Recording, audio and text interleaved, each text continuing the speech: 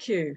Today is August 14, 2021, and the Tucson Astrologers Guild is proud to present Suzanne Gerber.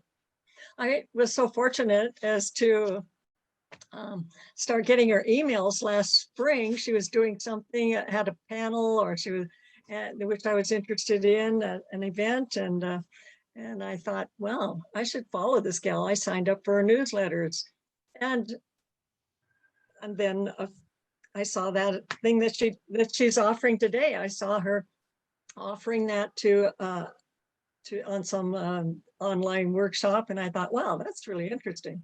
I think our members would like that too. Astrology and karma. That's a fascinating topic, but I'm going to let Suzanne tell you more about herself. And let's all virtually put our hands together and welcome Suzanne to our Zoom. Thank you. Thank you so much for that warm welcome, Gail, and mostly really just for inviting me to be part of this. It's always so exciting to get to meet new people that share our passion for astrology and the planets and really self-inquiry, because that's what this is really all about, isn't it? I feel so honored to be able to talk about two of my all-time favorite subjects, astrology and karma. I've met Gail virtually, and I've met one other member of your guild. And if you guys are any indication, this is really going to be a very exciting group and a very exciting talk. And I'm really looking forward to it. I also want to send a very special hello and welcome to people who are here who have ventured to Tucson virtually through my community, and to say thank you so much, and that it's really nice to see you or see your names.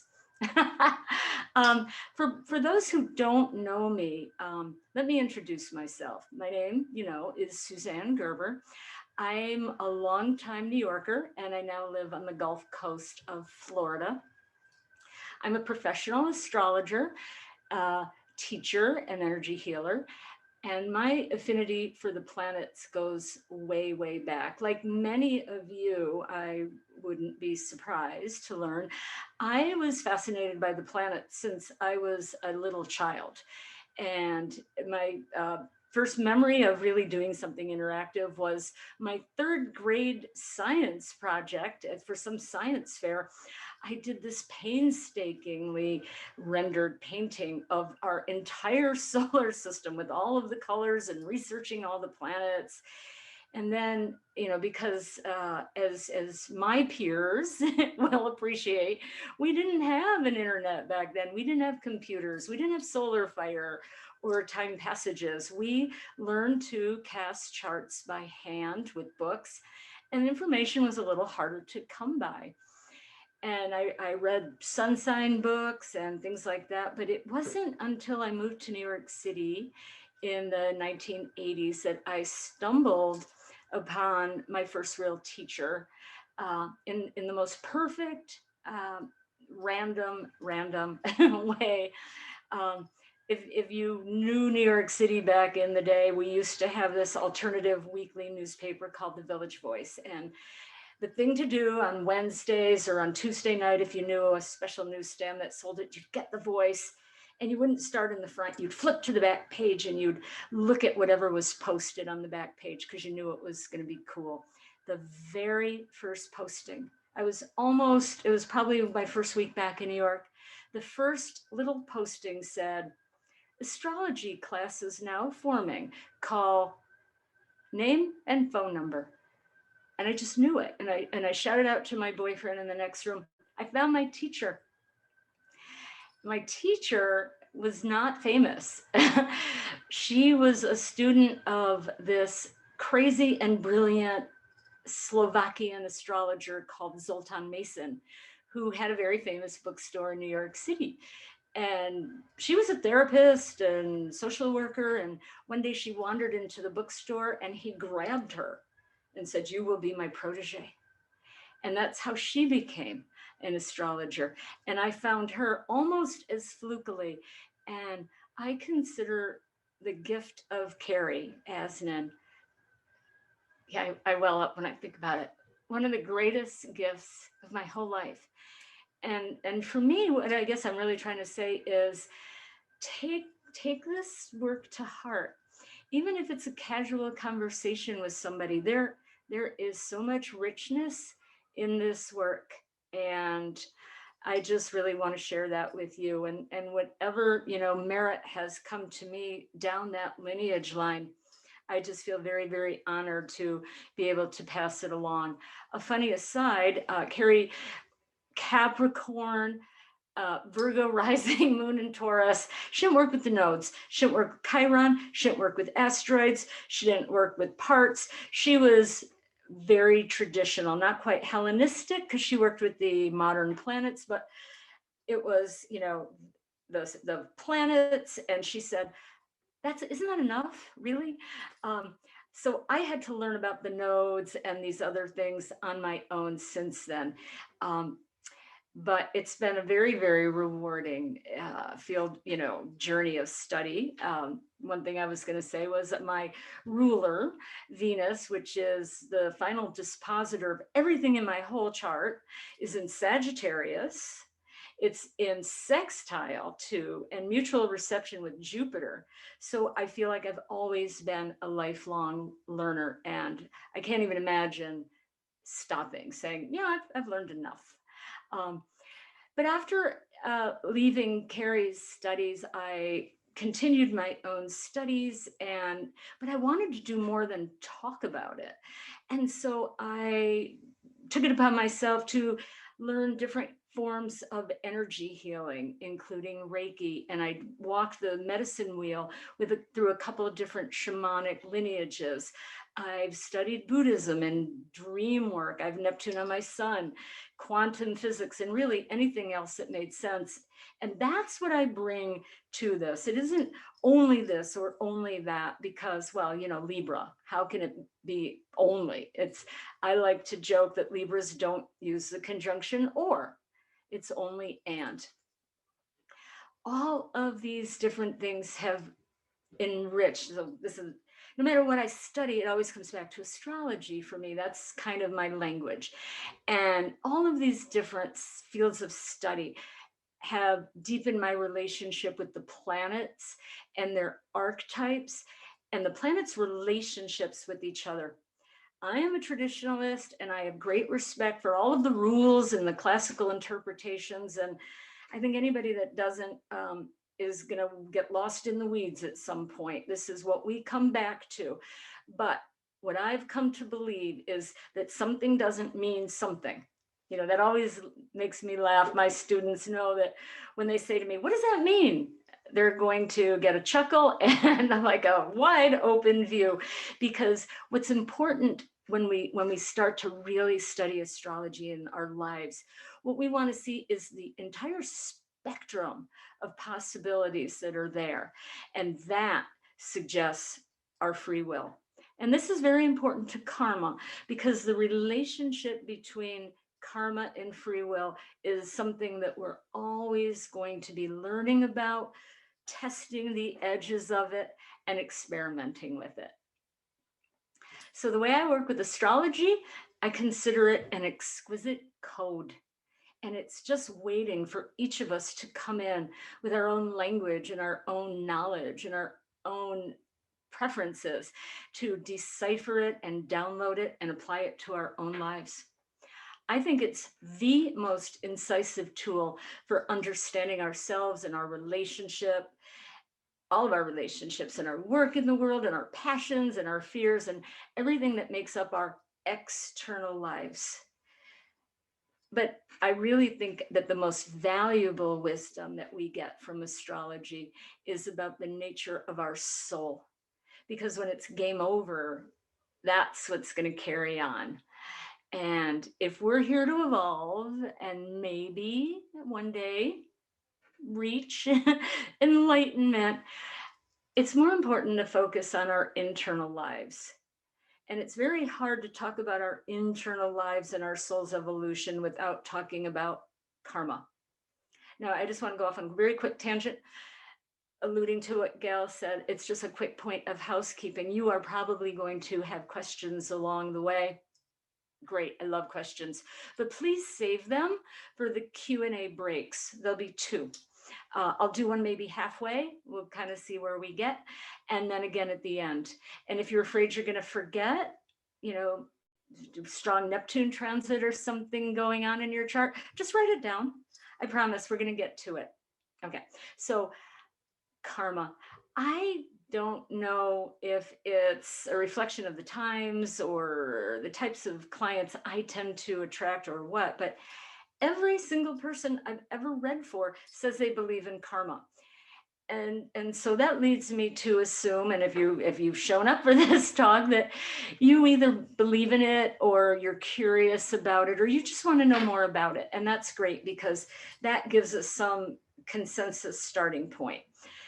But I also find when we start to talk about karma, we realize we're kind of talking about some different things, or we start asking the same questions, you know, like how do we figure out what our karma is? I mean, I believe in it and I believe in my astrology, but how do I find my karma in my chart? And, you know, gosh, I'd really like to save myself all that, you know, pain and suffering and embarrassment and time of making the same mistakes over and over again. Could somebody just, you know, show me? How many times have you guys like kind of looked up and said, what? I know you're trying to tell me something. What is it? This is just one of the greatest gifts I think that we get from astrology is approaching it. Yes, of course, we want to understand ourselves as human beings, 3-dimensional, 5-dimensional, however many dimensions you exist in. But really, we want to be effective in this reality while simultaneously nurturing our souls and stepping up to those challenges, but we need to understand what they are, right? So if we're trying to navigate a spiritual path, we want to understand, what does our chart suggest to us? How can we show up? How can our individual voice enhance the collective human choir? This is one of the reasons I like people to have their videos on, because if we're not singing, if we're lip syncing in the choir, if we're hiding before our screen, these are very tiny, significant gestures that show whether we're willing to just stand up and take a stand and take a risk to be brave. Now, I think we all know, and some of us may be the kinds of psychics or teachers who can give insight around people's past lives and karma. And I've had really profound experiences outside of the context of astrology. But I think if you truly want to understand your karma and your path and the way to navigate it, there's nothing better than astrology. Now, we may never get verifiable data about our previous lives. You know, it's not like you can call it up, you know, on Google or in the Wayback Machine and verify it, but there are very clear indications of the emotional and the symbolic remnants that are still with us today. And before we plunge into those, I think there's one thing that's very, very important to talk about, and that's karma. What is it? And maybe even, you know, more importantly, what is karma not? Okay, so my understanding derives mostly from Buddhist and Hindu teachings, but I've also been testing them out over decades, really, and thousands of charts, and then connecting a lot of dots. So what I've come to believe, and I'm not alone, karma is not some Byzantine system of punishment and reward. You weren't bad in another life. You didn't do something bad, and now, you know, you can never find a partner. You didn't, you know, harm someone, steal something, and now that's your life. It's not your fate. It's not your destiny, even though people do use those terms interchangeably. Fate and destiny imply predetermined futures with unalterable outcomes, and we're stuck with them, good, bad, or indifferent. But and there are certain karmas that will have to be worked through. But it's not this direct, you were bad and here's your punishment. Very simply put, karma in Sanskrit means wheel, or the law of cause and effect. I think of it as a spiritual version of Newton's third law of motion, which states, many of you know this, right? For every action, there's an equal and opposite reaction. The difference, karma doesn't have an off switch. In the West, we tend to think of karma, many of us, not all of us, many people think of karma as like kind of an overarching thing, like debt or justice. But in Hinduism, there are at least 3 kinds of karma. And this is important to, not to memorize, but just to kind of know that there's different types of karma, okay, or categories. One of them is called sanchita, and that refers to the accumulated actions. And there's some scholarly debate about whether that also includes your thoughts, right? From your past, including your very recent past, like right before you got on this call and you had that fight. That would be that would be sanchita karma, accruing, right? And they're still waiting to ripen. They have not ripened yet. Okay, they can't be changed. Another kind, a second kind of karma, is called prarabdha. And these are also past karmas, and they are responsible for the present. They are ripening, okay? They are things that happened in the past that make us what we are today. And they're in play. And we settle them or resolve them by experiencing them and then making wise and conscious choices. Prarabdha karmas can't be altered, but they can be dealt with. Important. The third primary karma is agame, or kriyamana. And these are the karmas, and this is to me the most important thing. These are the karmas that we're creating at every single minute, right now, with our thoughts, our actions, and our choices. And so by shifting our awareness and choosing to think and live and behave differently, we can actually alter our future course or change our karma. Our mindset is really how we experience the world. You want to stay in that anger, you want to stay in a victim mentality? Well, guess what, right? Believing is seeing. We know that. And yet, if you want to change the world, we also know this, right? We change this. And this is, in effect, how we change our karma. So that's the agame. And there's still the prarabdha that we still want to keep working on. So it's very, very important this is why we don't say, oh, nobody's looking, it doesn't matter, I'll do it the next time. No excuses, right? This, to me, understanding these different kinds of karma and understanding that they show up in our chart is one of the best, I should say, reasons to study astrology and to pay really good attention to the indicators that we're going to talk about in our charts, because surprise, this is where we tend to have our biggest blind spots. That's just the setup, right? So here's my argument for astrology and karma, is if I had to make one. If we believe in karma, and if we believe that our current life circumstances are a reflection or a product of past actions, and if we believe that our birth charts, or I call them a psychic MRI, that show symbolically, right, details of our personality and our predilections and relationships and possible trajectories, because free will, then the natural assumption is that every single thing in the chart has to have some karmic relevance, because otherwise, really think about it, otherwise, where would those things have come from? Why are you a 12th house Capricorn? Why do you have a moon in Pisces in the 6th house? It's not for nothing, right? So it would be overwhelming to try to interpret every single planet and aspect and relationship and transit in both a present life context and to try to surmise all of the karmic underpinnings. It's hard enough just to make sense of a chart, right? Let alone get the karma worked out. So there are certain things in a chart that we want to focus on and say, these are the strongest karmic signifiers. And that's where we're going to start.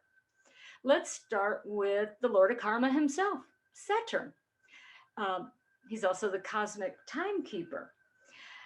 I'm assuming everybody has his or her chart, hopefully right here. And if you don't happen to know all these things, I would invite you to just take a moment and find it in your chart. Or maybe you have it up on your screen. If you have your printout, you might want to circle it or highlight it just so that your eye can quickly go to it. Saturn, among the many, many things that he represents, is how we prepare for the future, as well as the unresolved issues or blocks that we've brought back from the past. And these don't tend to be the fun things. These aren't our favorite, happy, beautiful, because we've resolved them. It's the understanding. The theory is it's those unresolved issues that, kind of quote, unfinished business that we're bringing forward. It doesn't end. It's not like, okay, well, shoot, I didn't have to deal with that one. It's like I didn't have to pay my taxes in 2019. Yeah, good luck with that. Because what will happen? What will happen when the IRS eventually, inevitably catches up with you? Well, you're going to have to pay your taxes. You're going to have to pay a penalty. There's going to be interest. The interest is going to keep rising. And that's sort of the same thing with these challenges, these soul evolutionary tasks or missions or purposes that we set up for ourselves. We don't deal with them. They're going to come back, and they're going to come back a little bit more intensely. Okay. So Saturn represents wonderful things. I have Saturn on my ruler. I love Saturn. I've come to learn to love Saturn, let's say, or at least respect him. But the shadow side, and this is what we're talking about today, shadow stuff. Saturn is going to be your fear, and it's going to be your self-doubt, and it's guilt with a capital G, and it's loss and separation. And even though we really don't like to admit it, every one of us has some degree of these lower vibrational emotions in our charts, but really in our lives.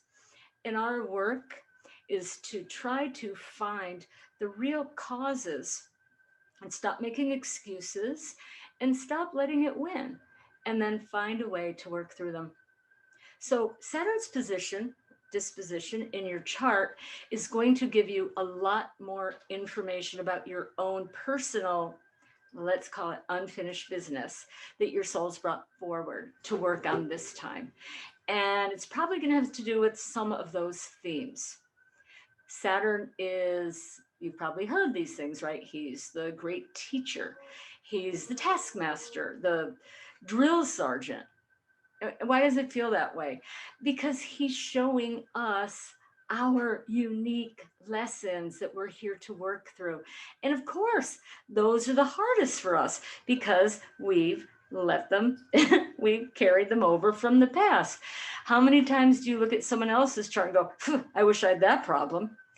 You don't. That's not your thing. Leave that one alone. Look at your own, right? But Saturn isn't a bad guy, right? Liz Green's new look at an old devil.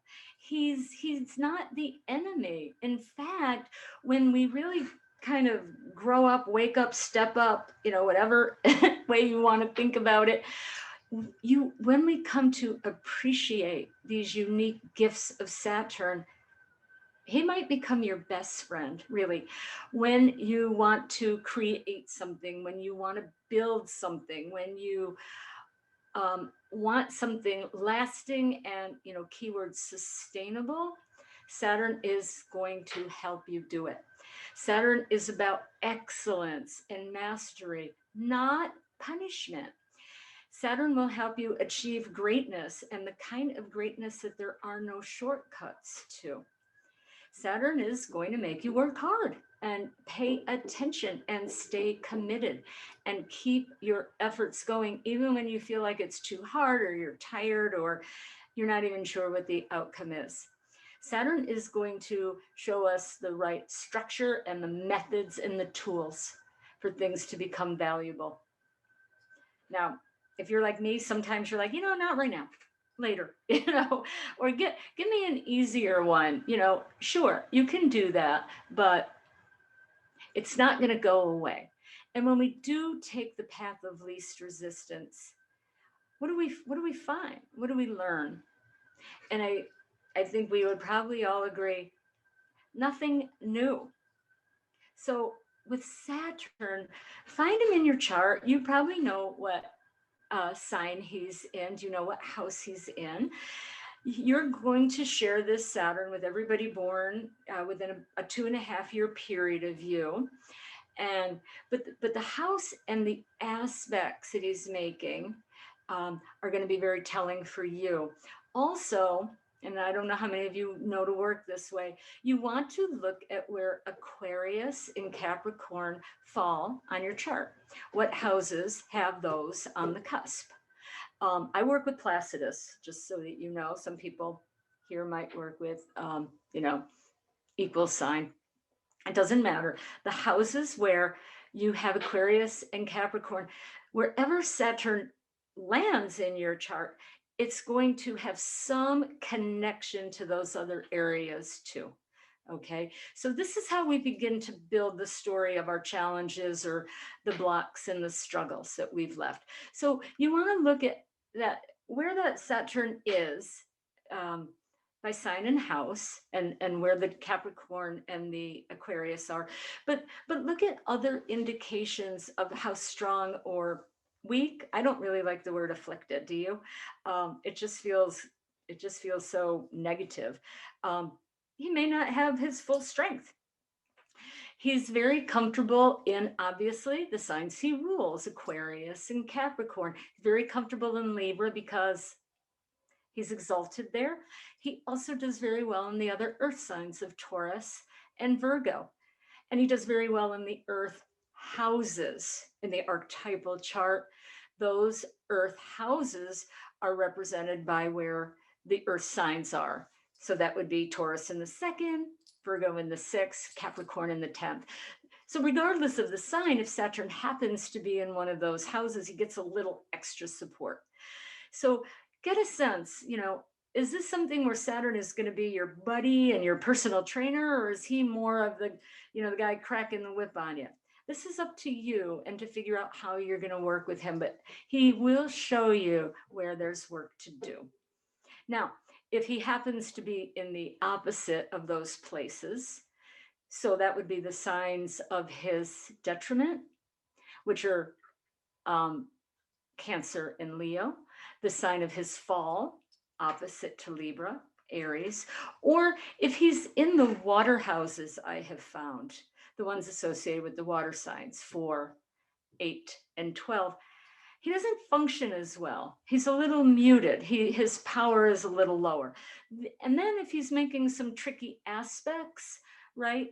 If he's squaring or opposing, or in many cases conjuncting personal planets, this is going to talk about the nature of some of these unresolved issues that you've brought and that you're here to work on this time around.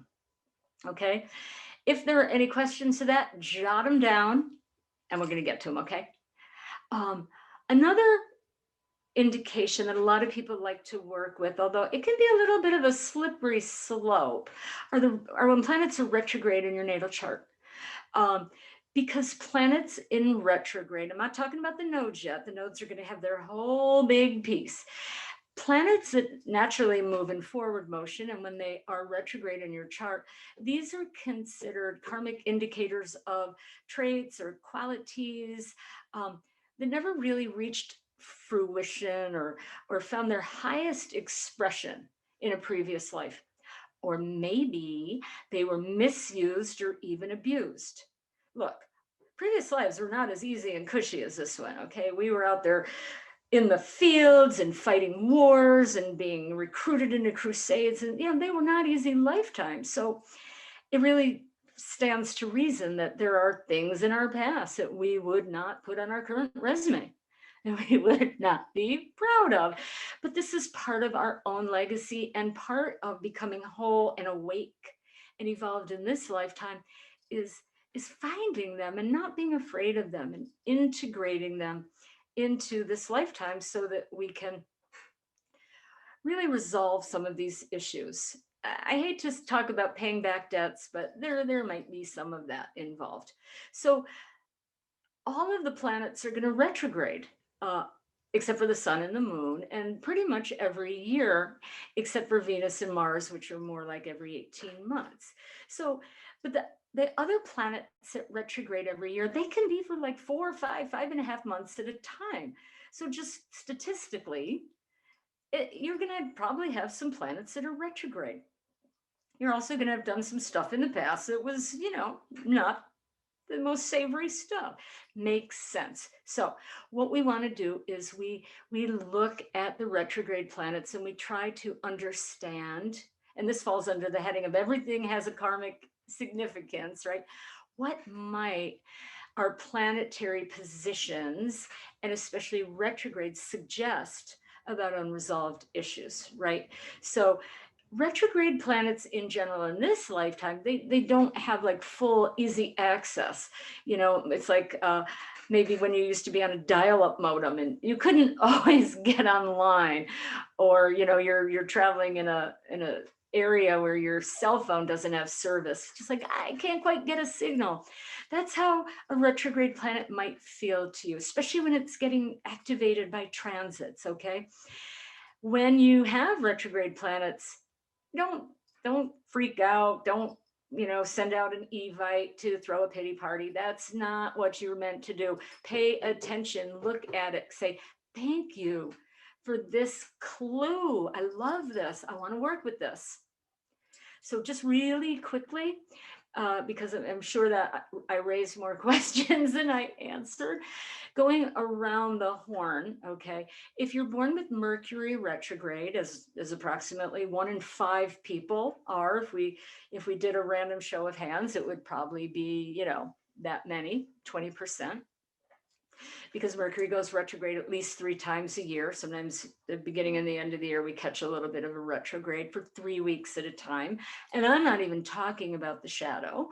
But if you're born with a Mercury retrograde, you might experience some kind of block around communicating or feeling like people understand you, right? Or that you're getting your message across clearly, or logic. You might have a very different type of logical process. You might be more right brain, especially if there's a lot of water or strong Neptune in your chart.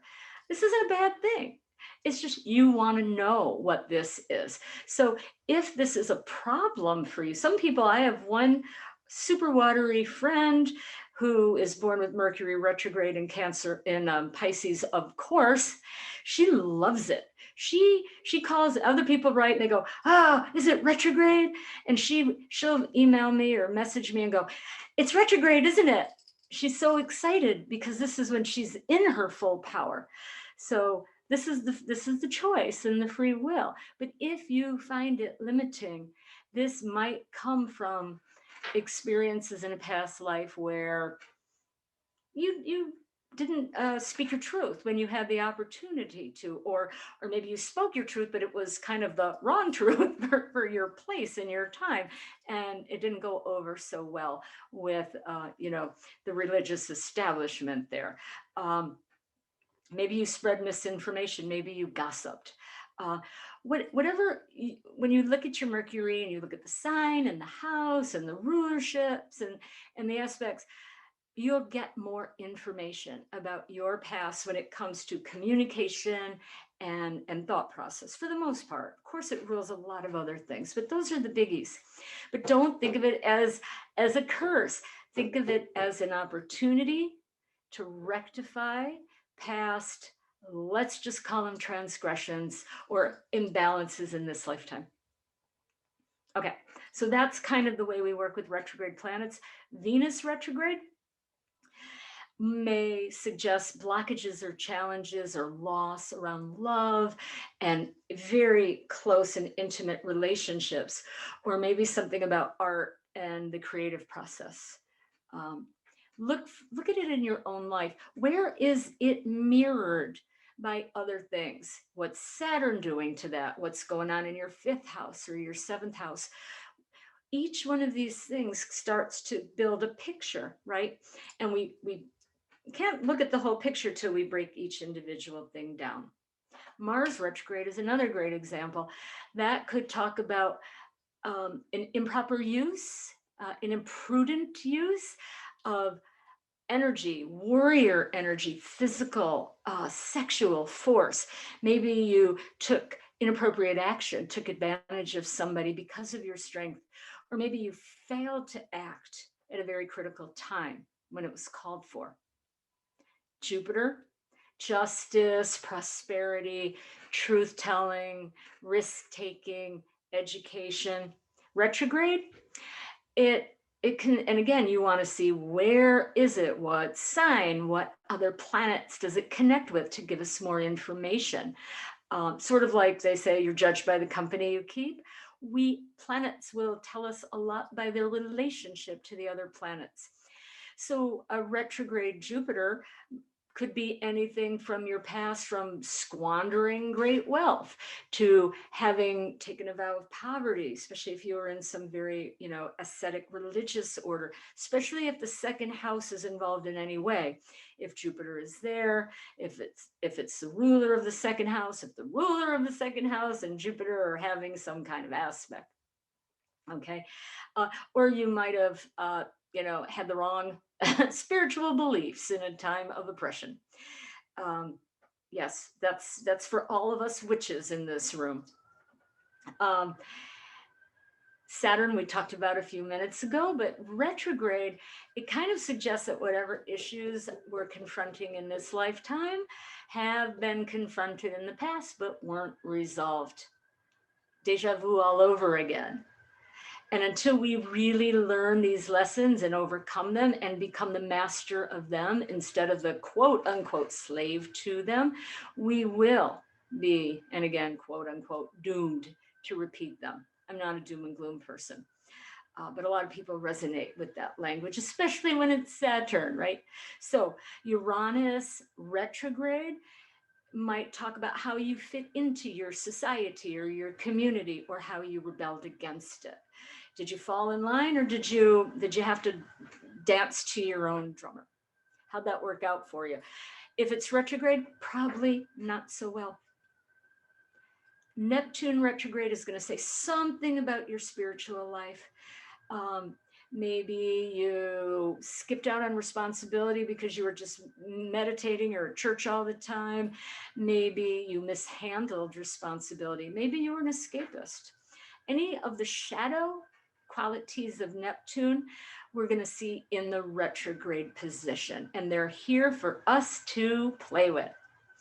Pluto is almost really too big to talk about in 2 sentences. Entire evolutionary astrology tomes are devoted to this topic. Pluto really is, it's generational because it's so slow moving, but it is your soul signifier. And when it's retrograde, as it is for 40% of us, it's like, pay attention. Pay attention. There's something really big here to learn. So these are all great clues for putting that astrological karmic puzzle together. And remember, everything is karmic, so we don't want to leave anything out. But not all of our karmas are equally urgent. How to put it?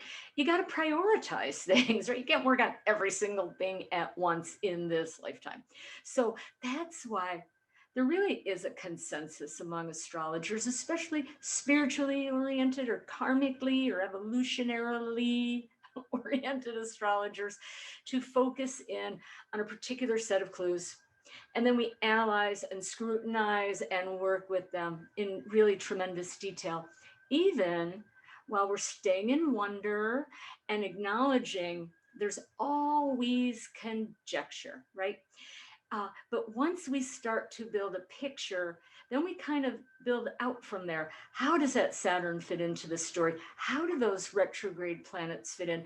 How do heaps of planets in cadent houses, 3, 6, 9, and 12, where they don't have easy direct expression? What is it? What story is that telling us? What, and again, we're not looking at our karma for being fabulous. Okay, we got that. We're here to look at the shadow work. And that's why the handouts, and I hope you all have downloaded them. If not, I can flash to them in a couple minutes.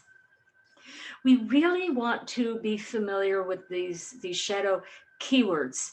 You can't memorize the 1,000 astrology books that, Gail mentioned that are in the library. You can't do that. So as we learn and as we always acquire new information, I find that it's really helpful to have keywords. And then those keywords can be like zip files that open up just so much more information for us. So make it easy for yourself. Learn these keywords. And that's what I hope these handouts, which I made just for you guys for today, will help you with. Because it might seem kind of bleak, but when we're talking about our karma, we're really talking about the stuff. When you go to the dentist, you don't go for them to tell you what a great job you've been doing flossing for the last 6 months. You go for them to clean out the stuff you can't get to. I just thought of that. That's what this is. This is us looking at those really hard, hidden, blind spotty things for us to find, okay? And the best tool, the best little thing to go into the back molars with are the nodes, the lunar nodes, the north and the south nodes of the moon. Evolutionary astrology, which focuses on Pluto and many other things, really spends so much time giving us great information about that. And if that's new to you, the names you want to remember, just two of our absolute astrological gurus are Jeffrey Wolf Green and Stephen Forrest. Look for the books in the Guild library. Okay, so if you work with the nodes, a lot of this will be familiar. And but hopefully I'm going to challenge or expand some of your understanding. And if you don't know that much, awesome. This, I hope, will be a very good, solid, kind of neutral, objective foundation for you. And hopefully, my real hope is that it will inspire you to do your own study by reading books, but really by reading charts and connecting those dots, because that's where the truth of astrology is. It's not, haha, I learned this, I memorized this, I must be right. We all know, like, bashful Leos and sloppy Virgos. So we can't just assume that some of these archetypes or stereotypes are going to be true. We've got to get into the chart and start to look at those complexities and see how one thing mitigates, offsets, strengthens the other. Okay, that's the fun of this. Now, I want to make sure that everybody, gosh, where are my notes?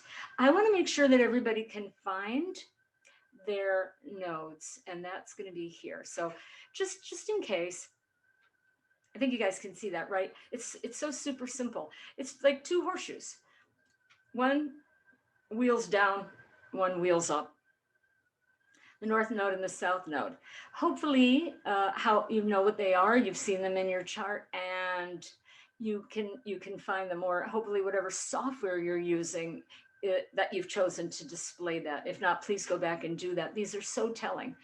And I find that sometimes maybe astro.com only shows you the north node. You really, really, really, really want to see your south node, because again, you don't go to the dentist to hear what a great job you're doing. We're really here to do the work, and the work, the teachings, comes through the south nodes. Okay, so the north node is the right side up, the south node and it's upside down. So please make sure you know where they are in your chart, or if you're working with a partner or a good friend or your children, but please, if you do it with your children, just do it the way you would Google symptoms, with a grain of salt. Don't hear the worst case scenario stuff.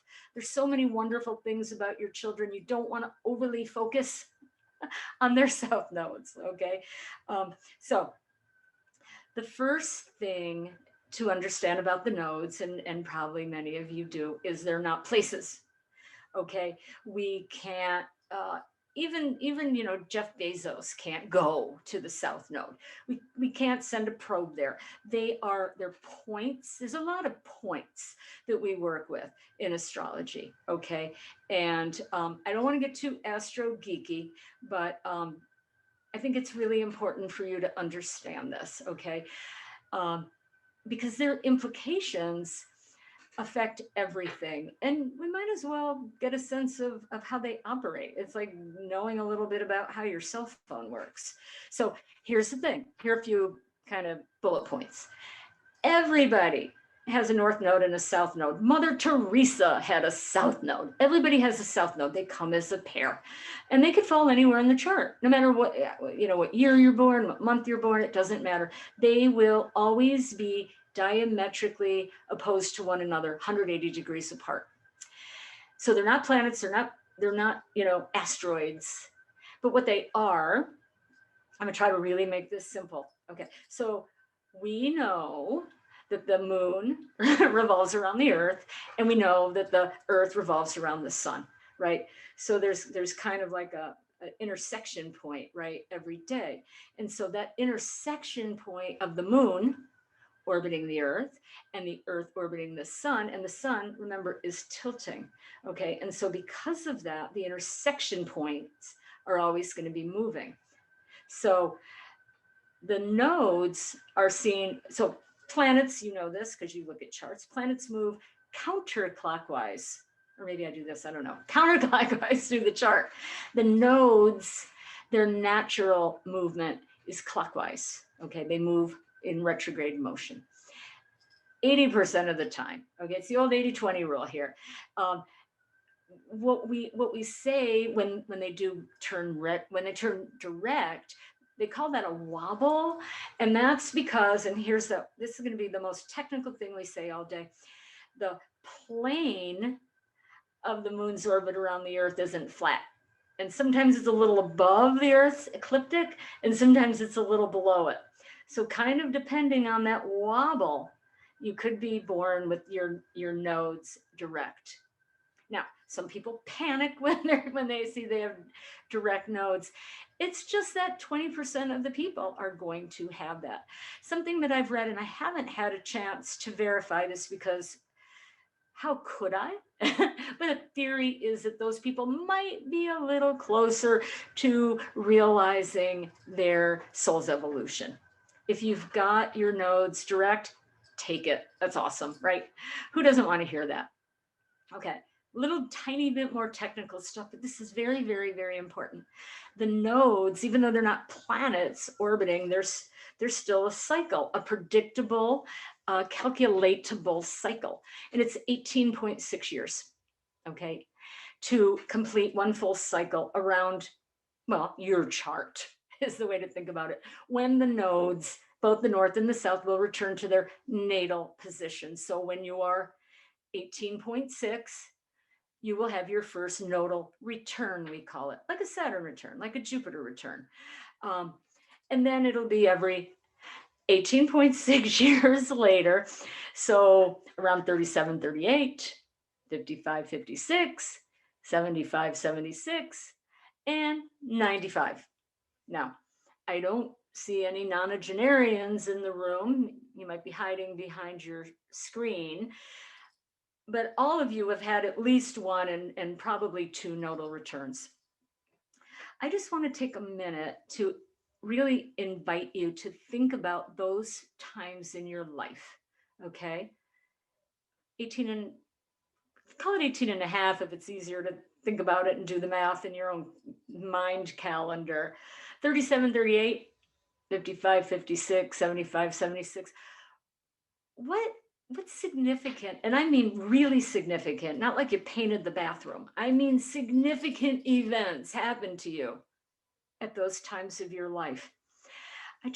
And I'm going to encourage you after the talk, after we've gone into a lot more detail about these natal nodal positions, to go back and really think about those times and how they might have changed your life, and how they relate to the signs, to the houses, to the other planets that they're in aspect to, which we're going to talk about. Uh, we Westerners, we're so clever. We just race through life with our agendas and our calendars and our goals, and we're always looking ahead.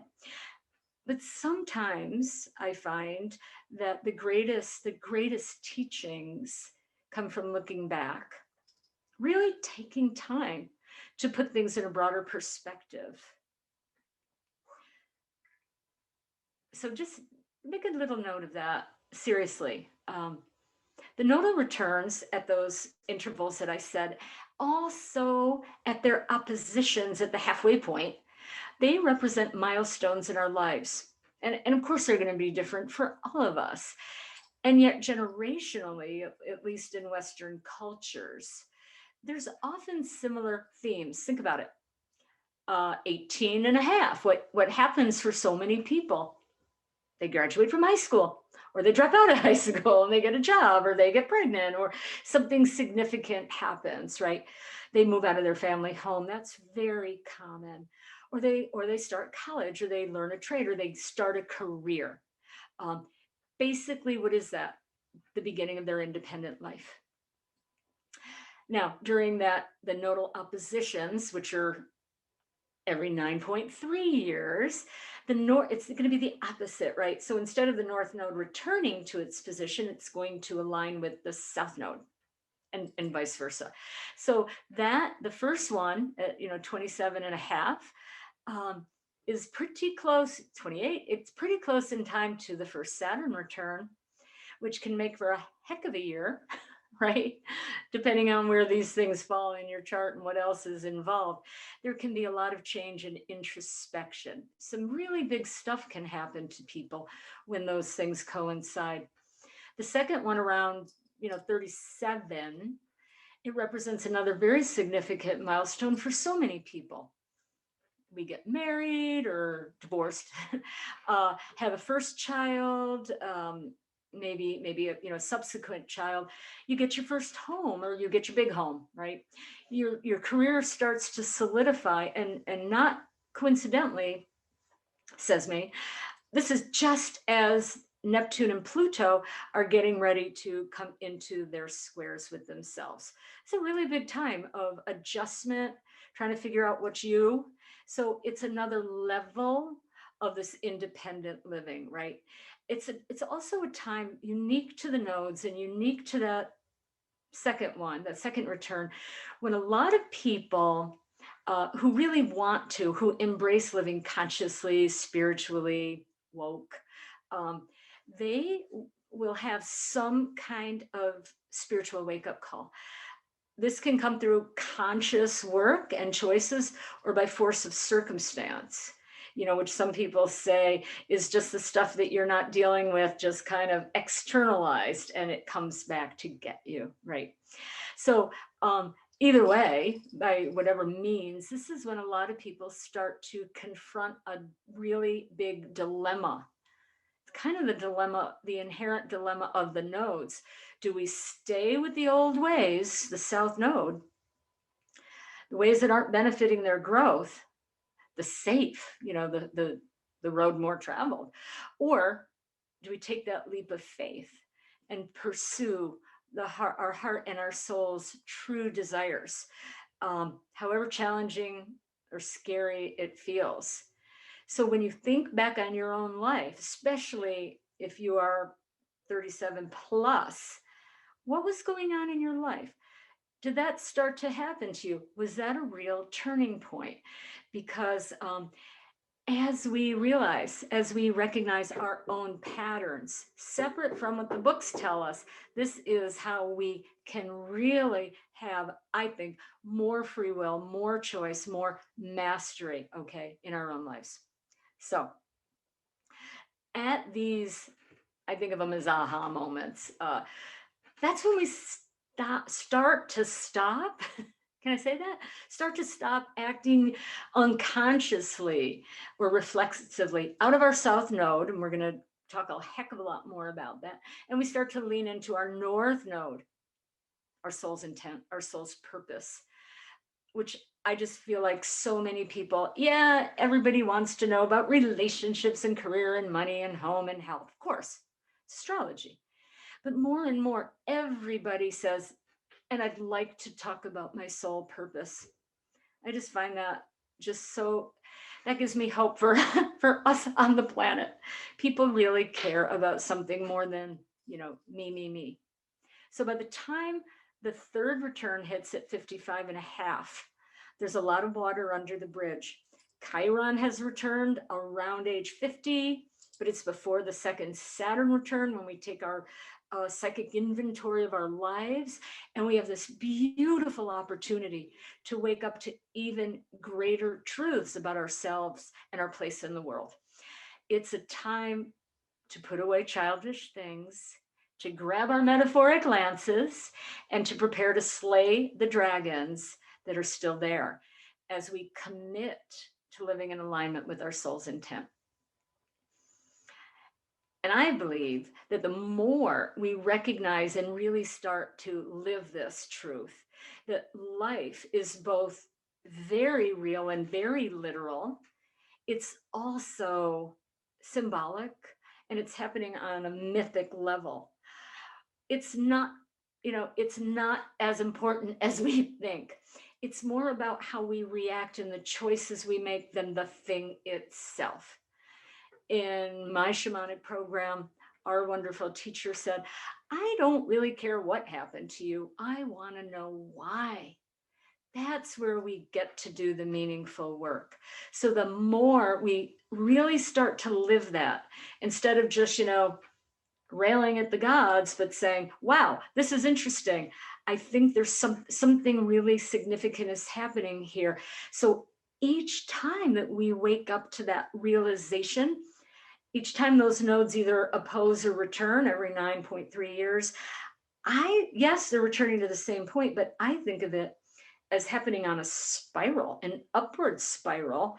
And each time they return or oppose, that's a very special opportunity to reassess our life and our path from an increasingly higher vantage point. Sometimes people will realize that in real time or with 2020 hindsight, right?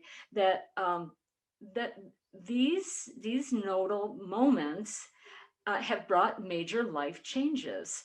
And of course, that's emanating from within ourselves. It's karma ripening, right? It's our internal life projecting outward, and it's great to realize it. It really is. It's like a third of the battle.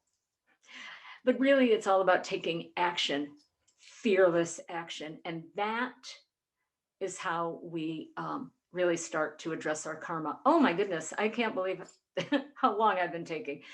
So I want to get into the nodes and take you around the wheel and talk a little bit more about the meaning of the past versus the south versus the north. But I just wonder if this would be a good time to take a very quick Q&A break. If anybody has any, I'm not even looking at the chat, but I think this might be a good time to just make sure I'm not leaving some giant question marks hanging in the room. Gail, can you help me? Okay, great.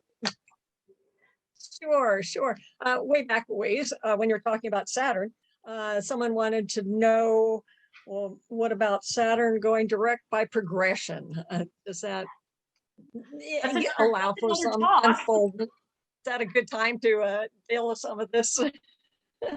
It's a great question, and it applies to all the retrograde planets because many of them, especially the Mercury and Venus, are likely to by progression at some point in your life, turn direct. And that is a time where you have an opportunity to change the way you operate in the world. Your circumstances might change. You might go, whew, all of a sudden I just fell in love out of the blue. Well, is there such a thing as out of the blue? It's all part of that karmic timeline ripening. So I think it's wonderful to pay attention to all of the things that turn direct by progression. And another thing that is way too vast to tackle here is what happens when a planet turns retrograde in a progression. So those can be some new challenges. Think of it as part of your own karmic, just your timeline, your gift, and just continue to work with it with the same awareness. Never feel like the world is, the planets are ganging up on you. Another question, recent. Someone didn't quite understand what the South Node represents. That's like the whole next part of the talk, and I didn't know which way to do it in. So we're going to get to that like hugely. Okay. And they're going to, and maybe they'll get some more information about the differences in the nodal opposition and the nodal return. So that's all part of the same coin. Can you say more about the muted aspects of Saturn in non-Earth houses or in non-Earth signs? It's going to be very specific to where it is, what sign it's in, what house it's in, even how many degrees it's in, what it's making aspect to. I was really just trying to highlight where Saturn can have strength from a traditional way of thinking about it, and where he might be in low power. And then we just start to build a bigger story, a little outside the scope of this. It's something for you to start to delve into, but just for you to get a sense of, are my blocks strong and the thing I should focus on, or is Saturn actually my friend and he's going to help me with these other things that I need to focus on? I'd like to read. Here's a technical question. Somebody couldn't quite understand how they found whether the nodes were direct or retrograde in their chart. That's whether they use they're seeing whether the true node is being used or whether the mean node is being used in their chart. I mean, there's some charts are cast in either one of those. It mostly makes a difference if it just happens, the degree or two difference just happens to put it into a different house. But there's wonderful debate among astrologers. I would say go with the mean node, go with what your software program shows you, or just go with what's in your ephemeris, because somebody's made that choice for you. And even, it will matter where the nodes are disposited, but if it's that close to a house cusp, you're probably going to be looking at both of them anyway. Right. So you're going to get into the aspects to the nodes, planetary aspects to the nodes. I'll save some of my questions for later then. Yeah, I think Lynn just had a very interesting point that I didn't click on.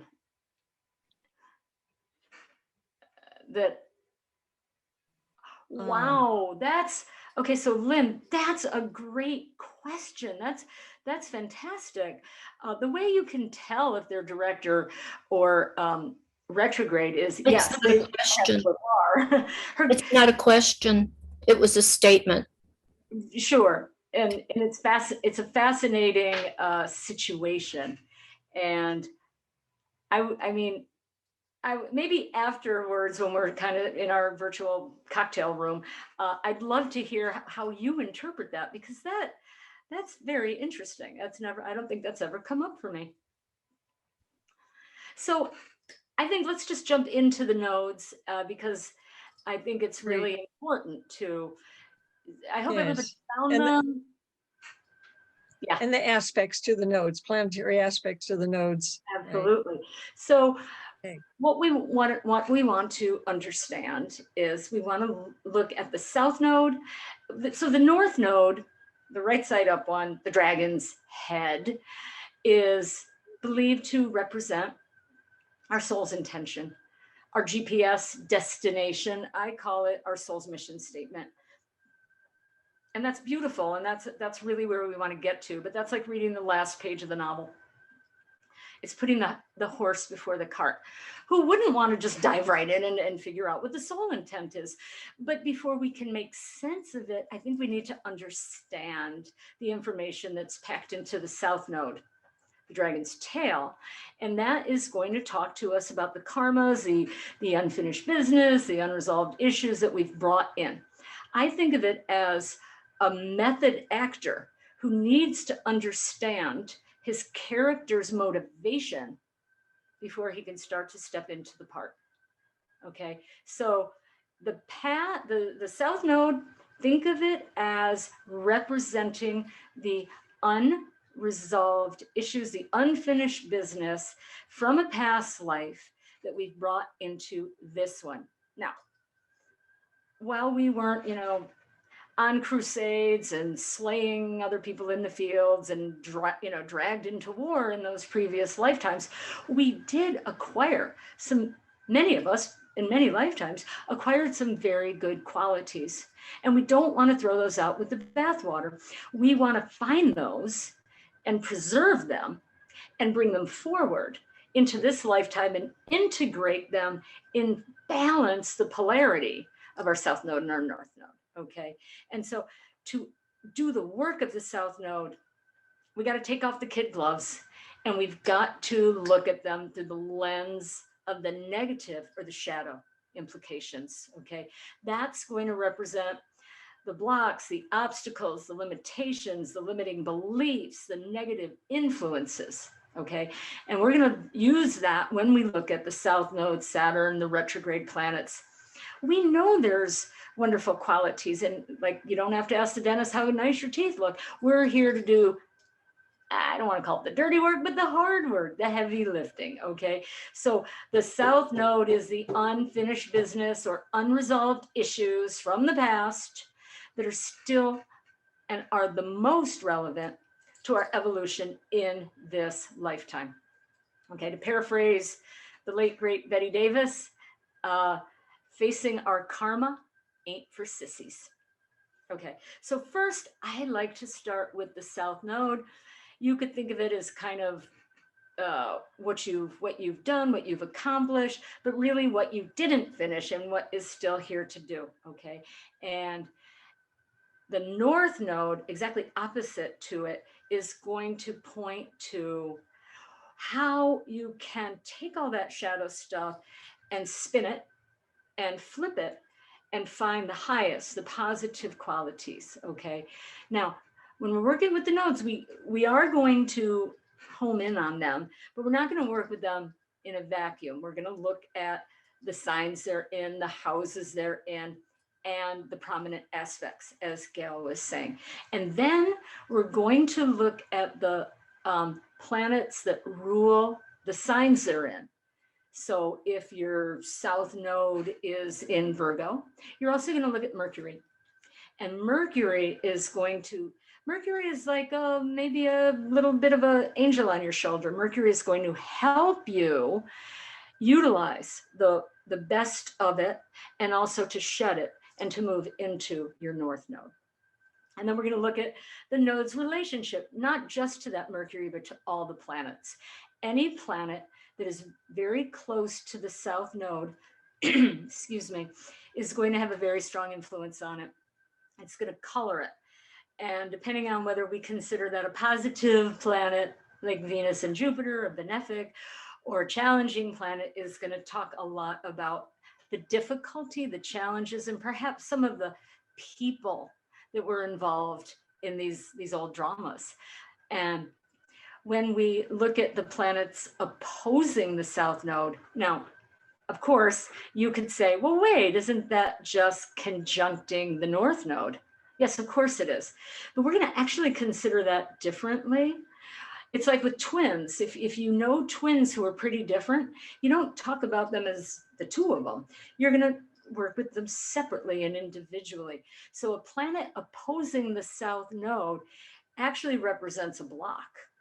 It's something that gets in the way of it, like an opposition. But it, again, like an opposition, its invitation is to integrate the best qualities of both of them. Again, not throwing things out with the bathwater just because it's old and that there's some bad stuff there. It's curating your south node so that you can work with your north node, and that's your soul's intent. Okay, so I don't know if we're going to have time. I have a little bit of information on the south node in all of the signs and houses. And I can probably edit myself as I'm talking, but Gail, you tell me, you know, I've already been talking for about an hour. So how much depth should I go into about each south node? Well, we have plenty of time. It's how much you feel like devoting to each of those positions.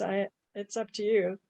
And of course, we want to have time to talk about the planets conjuncting that south node.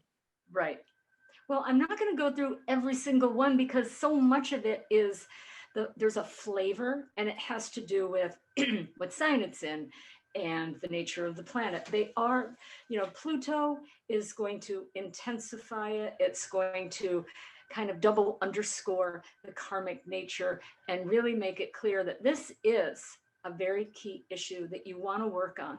You want to look at it, you want to find the support, but again, it's going to depend on which of the signs your Pluto south node are in.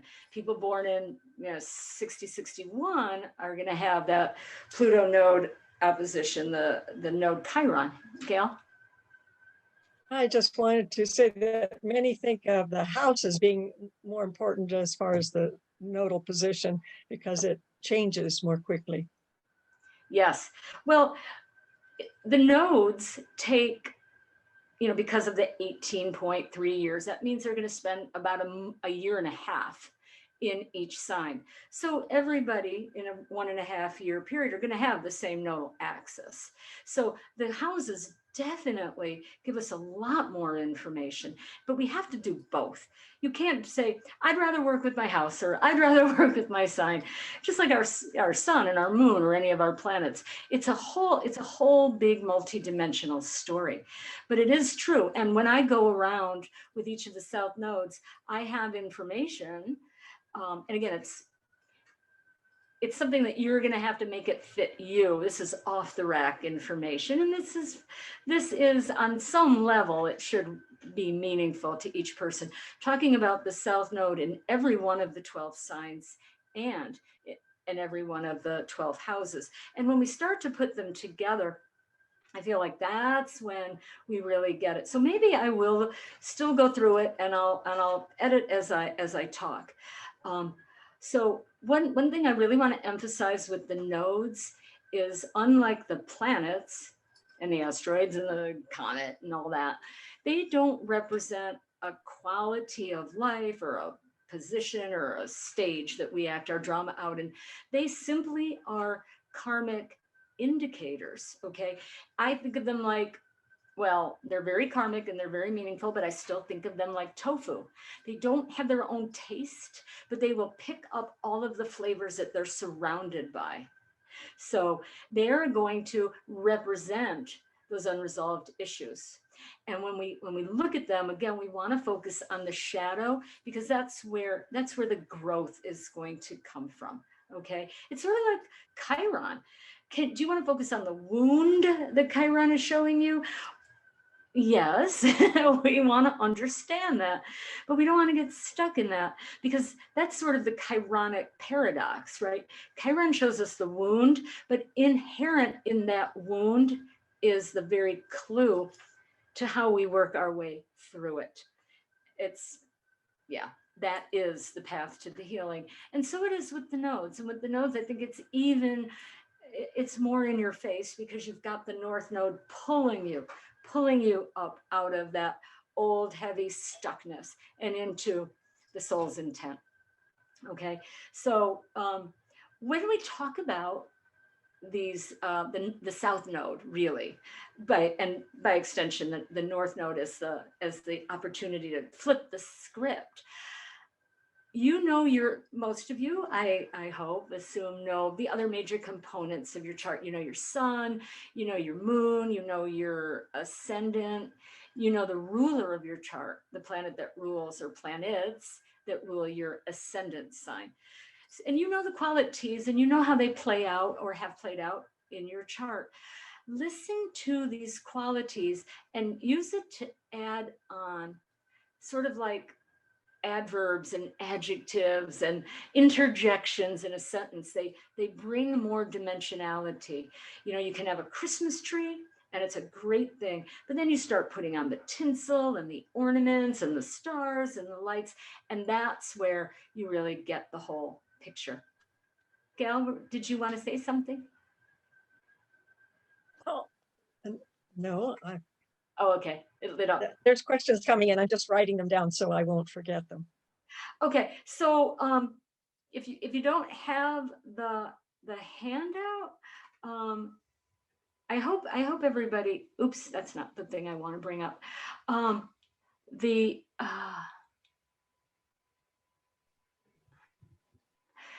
This is okay. So I want to share the signs. I want to just make sure that everybody has seen this. This is going to help us.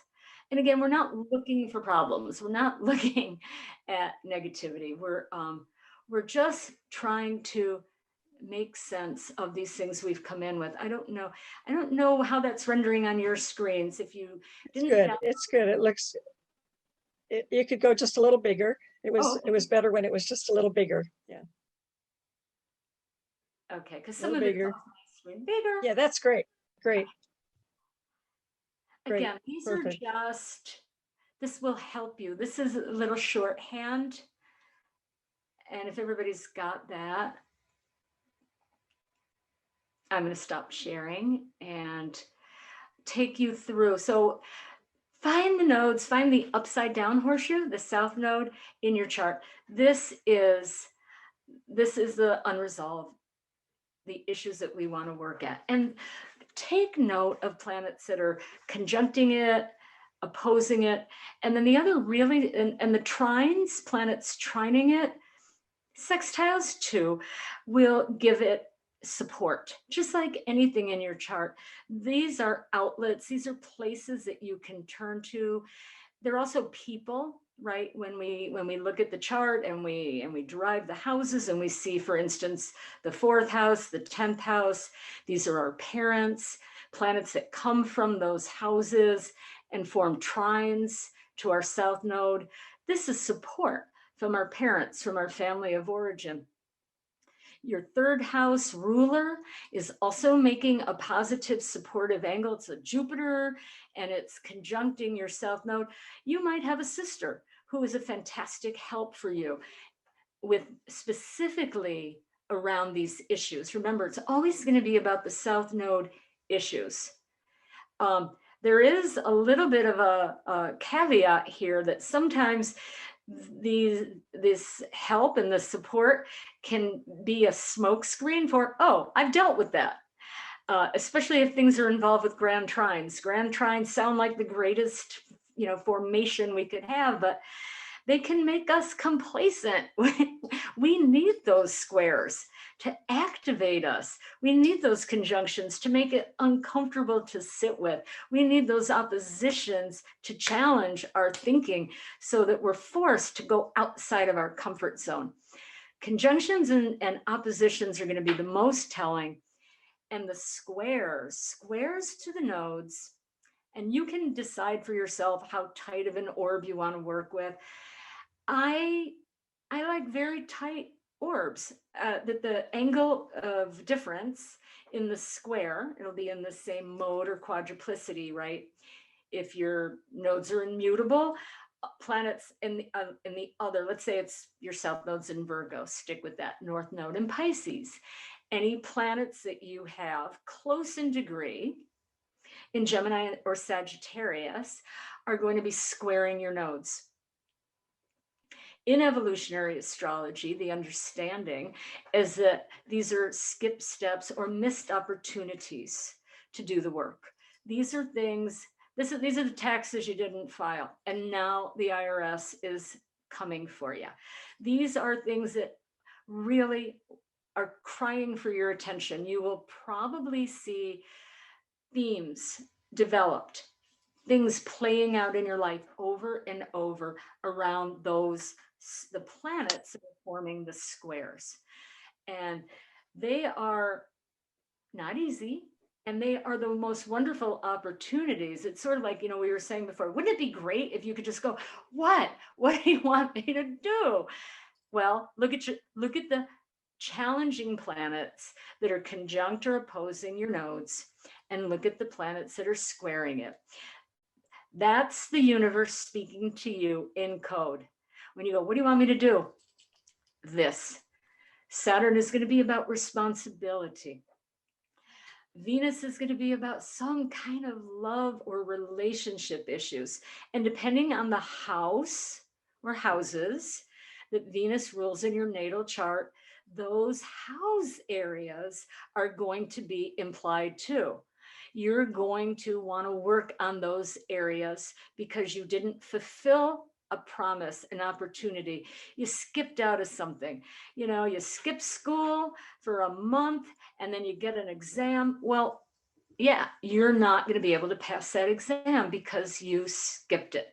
Now, we don't really skip anything, right? We just kick it forward, we kick it down the road. So when we see these challenging aspects in this chart, if one accepts these premises, it means this is the stuff to work on. Okay, so think about, now there's a real affinity. Now what Gail was saying, it is important whether the node is in the south node, let's just talk about that, is in Aries or your first house, but there's still some themes that'll get played out, enhanced. You could be a soloist on a stage, or then you start to bring in other instruments and the other planets and the other aspects, and that's going to really produce a much more complex sound and symphony of behaviors and actions and challenges. So this is we're going to start at the beginning. We're going to start with the South Node in Aries. And then I'll also talk about South Node in the first house. Okay, so looking at that shadow handout and remembering we're not just negative and dealing with problems. We have wonderful qualities, now that we've acquired from the past, but we're going to focus on these unresolved issues, okay? And we're going to assume that they're playing out their shadow qualities in this lifetime. So with South Node in Aries, the traits to release or to work around and to work toward expressing the positive polarity, the opposite, there are lessons to learn around cooperation and accepting different kinds of people whose opinions are very different from yours, that might even be very offensive to you. The mission is to find ways to, North Node in Libra, balance your needs with that of a group or a partner or family members, and to really do that balancing act so deftly that nobody actually sees you pulling the strings. In personal relationships with the South Node in Aries or in the first house, your default setting might be to put your desires first. But as you start to work with this and recognize it, you're going to learn to meet your partner halfway. And then this is how you can settle any scores with them from the past, but even more important, because this is where we live now, enjoy a mutually satisfying relationship with them. Similar, but a little different with the South Node in the first house. You probably used to be a solo operator. You got to take care of you and put your own needs first. Maybe you never had a partner, or maybe you never worked for someone else, or maybe you never had to subjugate your own will to somebody else's. And you probably developed wonderful skills. Maybe you're a very successful business person. You became very bright, very opinionated.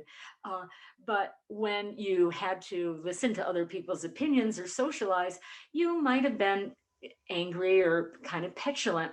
And that's where the teaching, the lesson is to become more seventh housey, if we can say that. And that's about sharing and understanding the value of being part of a we instead of just a me, and understanding that other people's opinions, they believe in them just as strongly as you believe in yours, and they're just as real. And it's about learning to take emotional risks and let yourself be vulnerable and seen, and not just pushing your own agenda. Aries in the first. Okay, so South Node in Taurus, which of course means North Node in Scorpio. So the unresolved issues have to do with Taurus issues, and the North Node issues, the growth, the soul's intent, is Scorpionic. And again, we're focusing on the shadow qualities, right? And so there's much to gain from this this formation, this natal position, by recognizing where your resistance is, and to catch yourself getting stuck in your comfort rut, the comfort trap, as some author called it. The mission to move into that Scorpio transformative level is to keep challenging yourself to rise up against those challenges that get in the way of that higher calling.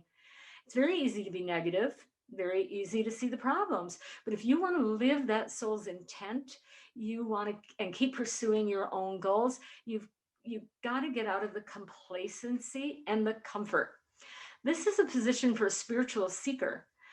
But it can also be very easy to confuse that, especially if we're in relationship with some kind of sexual connection or pleasure. That's not transcendence. It can be a pathway to it, but it's not the pathway to it.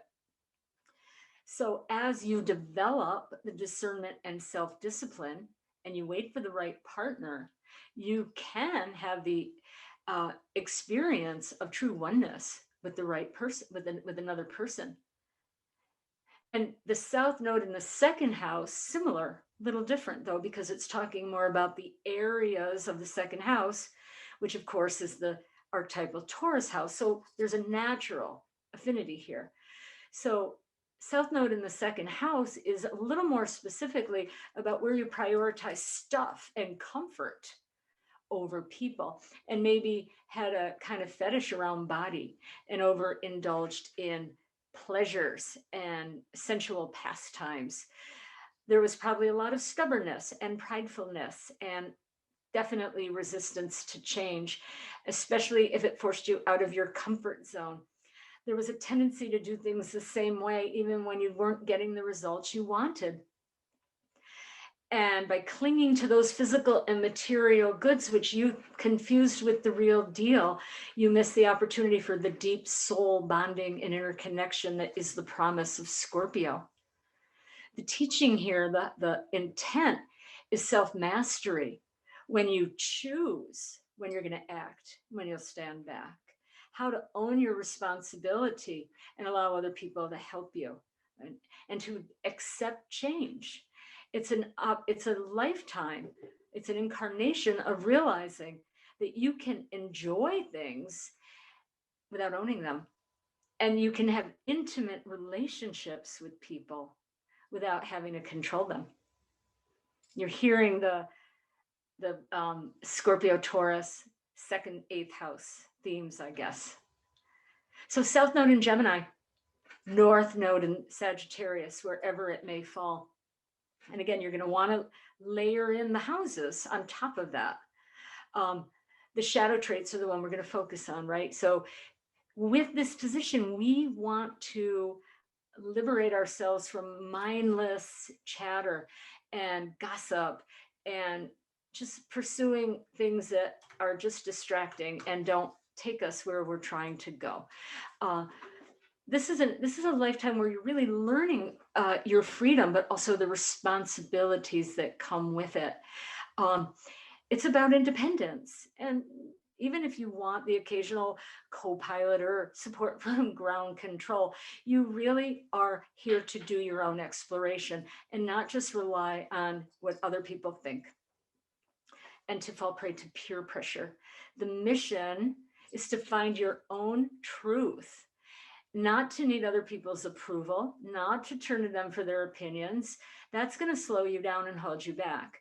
You want to be honest, which is a very Sagittarian gift, but you want to remember that you want to deliver it with kindness and sensitivity. Related, the South Node in the third house, which means the North Node is in the ninth, it suggests unresolved issues where you might have been a little reckless or obsessive, compulsive, and just seeking information, more teachings, more information, more understanding of the way the world works, ultimate truth. And of course, the lesson is there is no ultimate truth, right? And also that in pursuit of these beautiful, wonderful things, we still have responsibilities and obligations to other people. We don't want to leave them in the lurch while we're off, climbing that Himalayan peak to seek the guru with all the highest wisdom. So we want to be methodical, but we want to be measured in how we get our wisdom. We also want to not just keep asking other people, what is it? What should I do? What did you learn? We want to really connect to the divine, to source, to get that information ourselves and to stay spontaneous and to learn to trust ourselves. So just moving through the houses, the South Node in Cancer, the North Node in Capricorn. Here, there is much to gain through professional mastery and earning respect in your field or in public, showing up, allowing yourselves to be seen. Now, there is a fine line between giving your work your all and saving enough for family and loved ones. So you put duty and responsibility above personal satisfaction, although truth be told, you gain a lot of authentic satisfaction from being really excellent. It's not about perfection, it's about excellence. And the mission with this nodal position is finding that happy medium between being connected to your emotions and doing your work in the world and allowing yourself to be seen. With the South Node in the fourth, there were unresolved issues around emotions or maybe hiding, being a hermit, over-reliance, codependence with family members. Maybe you spent all your life in your meditation cave or only with your family. Maybe you used emotions to manipulate other people. Maybe you avoided interacting with the public or putting your own work out into the world. You want to look at anything else that's in the 10th house, and you always want to look at where Chiron is, because Chiron, which suggests certain core wounds, will usually have some kind of confirmation or added information for this South Node. So what is the lesson here is about finding that confidence to put yourself out there, to know that your emotions are really your strength and not a liability or a weakness. Embrace your personal goals. Your emotions have a very important place in your life, but they're not an escape for the work that you're meant to do in the world. This is a lifetime of showing up and putting it out there. And you're learning to be dependable and honorable. And if you do have moods and emotions and something, it didn't work out, you're learning how to pick yourself back up and go back out there and just come up with smarter strategies to do it the next time. Just, that like blow up thing that you punch it, but it comes right back up. With the South Node in Leo, which is related to the South Node in the 5th house, the North Node is in Aquarius when the South Node is in Leo. And so here, what there is to gain is learning how to put the team ahead of our own agenda. Okay, this suggests maybe where in the past you've put yourself first, or you've gotten too caught up in your own accomplishments. The sound of your own voice, okay? The best case scenario, of course, is when your goals and what you want to achieve in the world align with a group. But when it doesn't happen, you want to learn how to compromise. And you're not being a martyr, you're not giving up anything, but you are willing to advance something bigger than just yourself. The mission is to learn to balance you and your needs and your passions with groups of people, especially people that need our help, people that maybe don't have a voice, the underserved. This is the house of social justice, you know, that Aquarius energy. And it's not an easy juggling act, but this is what your soul wants to work on. Related, the South Node in the 5th house, the North Node in the 11th. And again, it's very similar to a South Node in Leo. You might have been overly dramatic or a little full of yourself. You needed to be the center of attention. You weren't really interested in working with groups because then you had to share the spotlight or the microphone. You didn't like to compromise. And now you're learning the value of it, the strength in numbers and the fun in numbers. It's really actually even more joyful to be part of a group than to do it all yourself. Look, you know, catch yourself. Where do you get bossy? Where do you get petulant when you don't get your way? You know, when people don't pay attention to you, when people don't compliment you, you wear a fabulous, you know, you get a fabulous new haircut and nobody compliments you on it. Now that's human, but does that, you know, how does that affect you? These are the things that you want to see about yourself. The joy here is learning to work and play with others and making our decisions, you know, based on mutual interests, going for the win-win. The South Node in Virgo and the North Node in Pisces is going to talk about in the past an over-reliance, a dependence on the analytical brain, and maybe escaping certain emotional entanglements because they weren't logical, but really because it's very scary to do that, because we have to become vulnerable and surrender the ego and the self.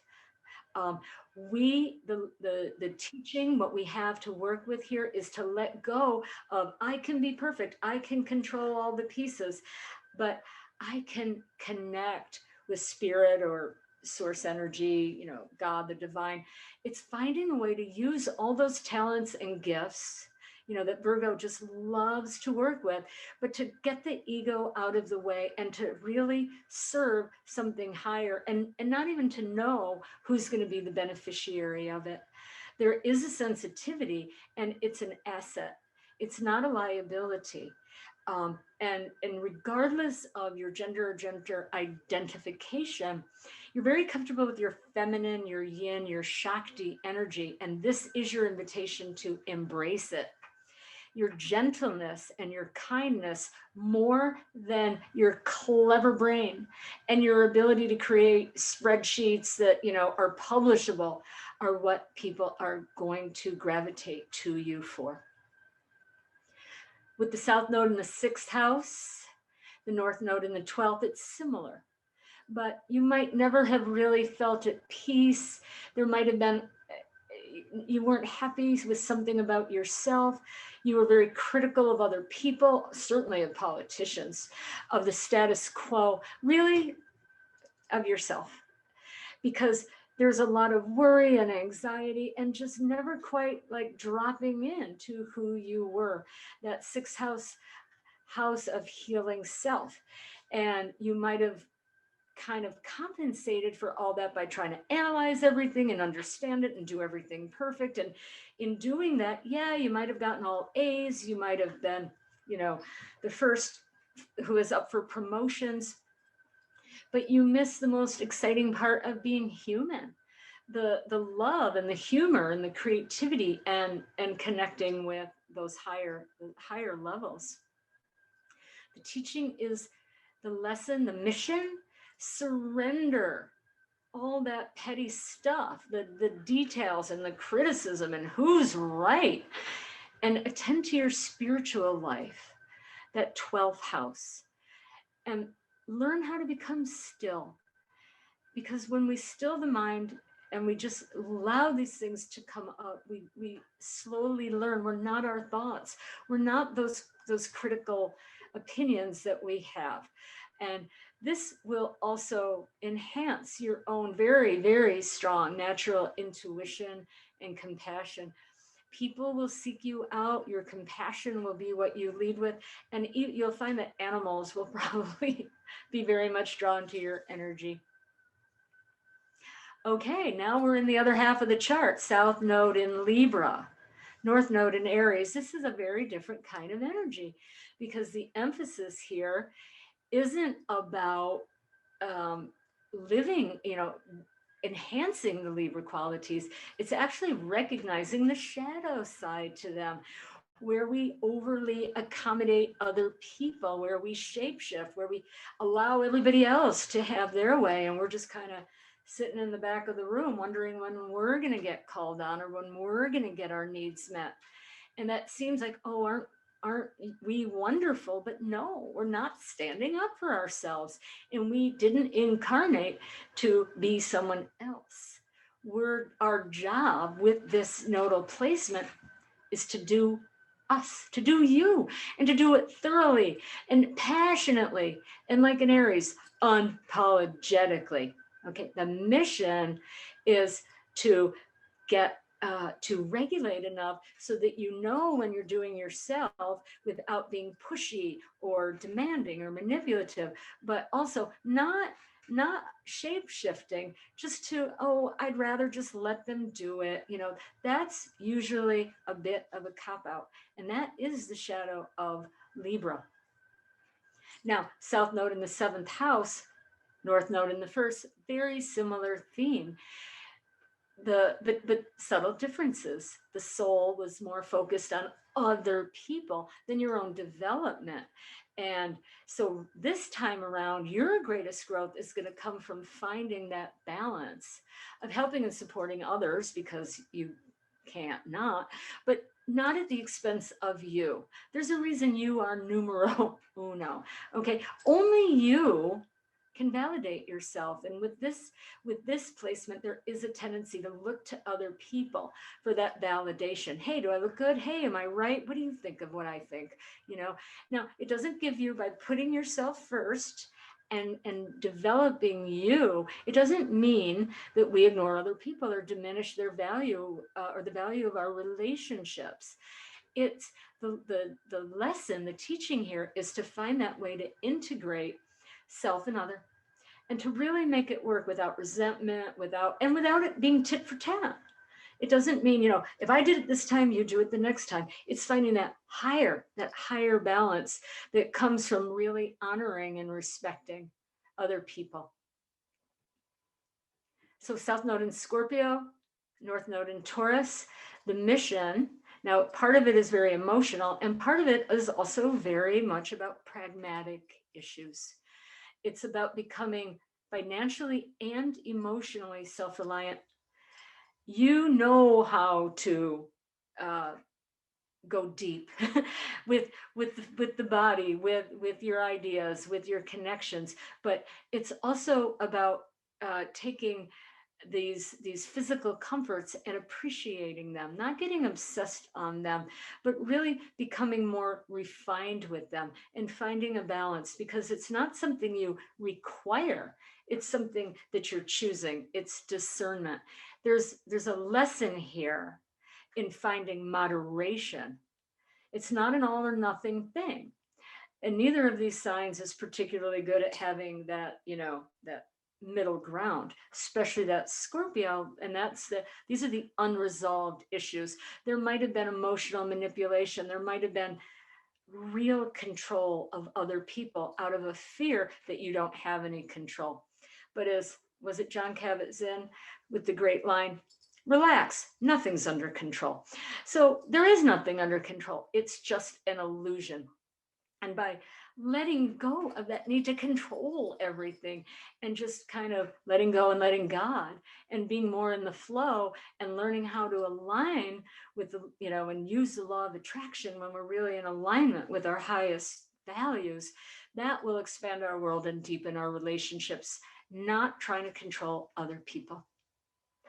And related is the South Node in the 8th house, which means the North Node is in the 2nd. There are unresolved issues where our soul maybe was overly attached to somebody. We grew dependent, and now it's a time to become independent, not to abandon other people, not to say I'm done with relationships, but to find that balance between connecting with other people and developing our own sense of security, because these are the houses of security. They are financial. They do have to do with finding your own way in the world and not being 50 and still getting handouts from, dad or whatever, finding our own way to be self-sufficient in the world. It's also about not being obsessed with a spiritual practice or following a guru or taking your information from someone else, but again, finding it within yourself. On the financial level, this could be someone who took a vow of poverty, had problems with money, mismanaged money. And that part of the unfinished business is that you're learning now to manage your finances, to be responsible about it, to charge to earn what you're worth, which is a huge thing for so many women, and definitely people that do light worker work. We just diminish that. And that is a limiting belief. And by learning that we are valuable and worth it, we start to change how we show up in the world, both financially and emotionally. The highest teaching is the true value of money, the energy, and even possessions, how these are energetic vibrations, and we can use them to bring about positive changes. They're not meant to be hoarded. And when we come into right relationship with money and our intimate relationship with other people, that's where true self-esteem and self-worth develops. With the South Node in Sagittarius, the North Node is in Gemini.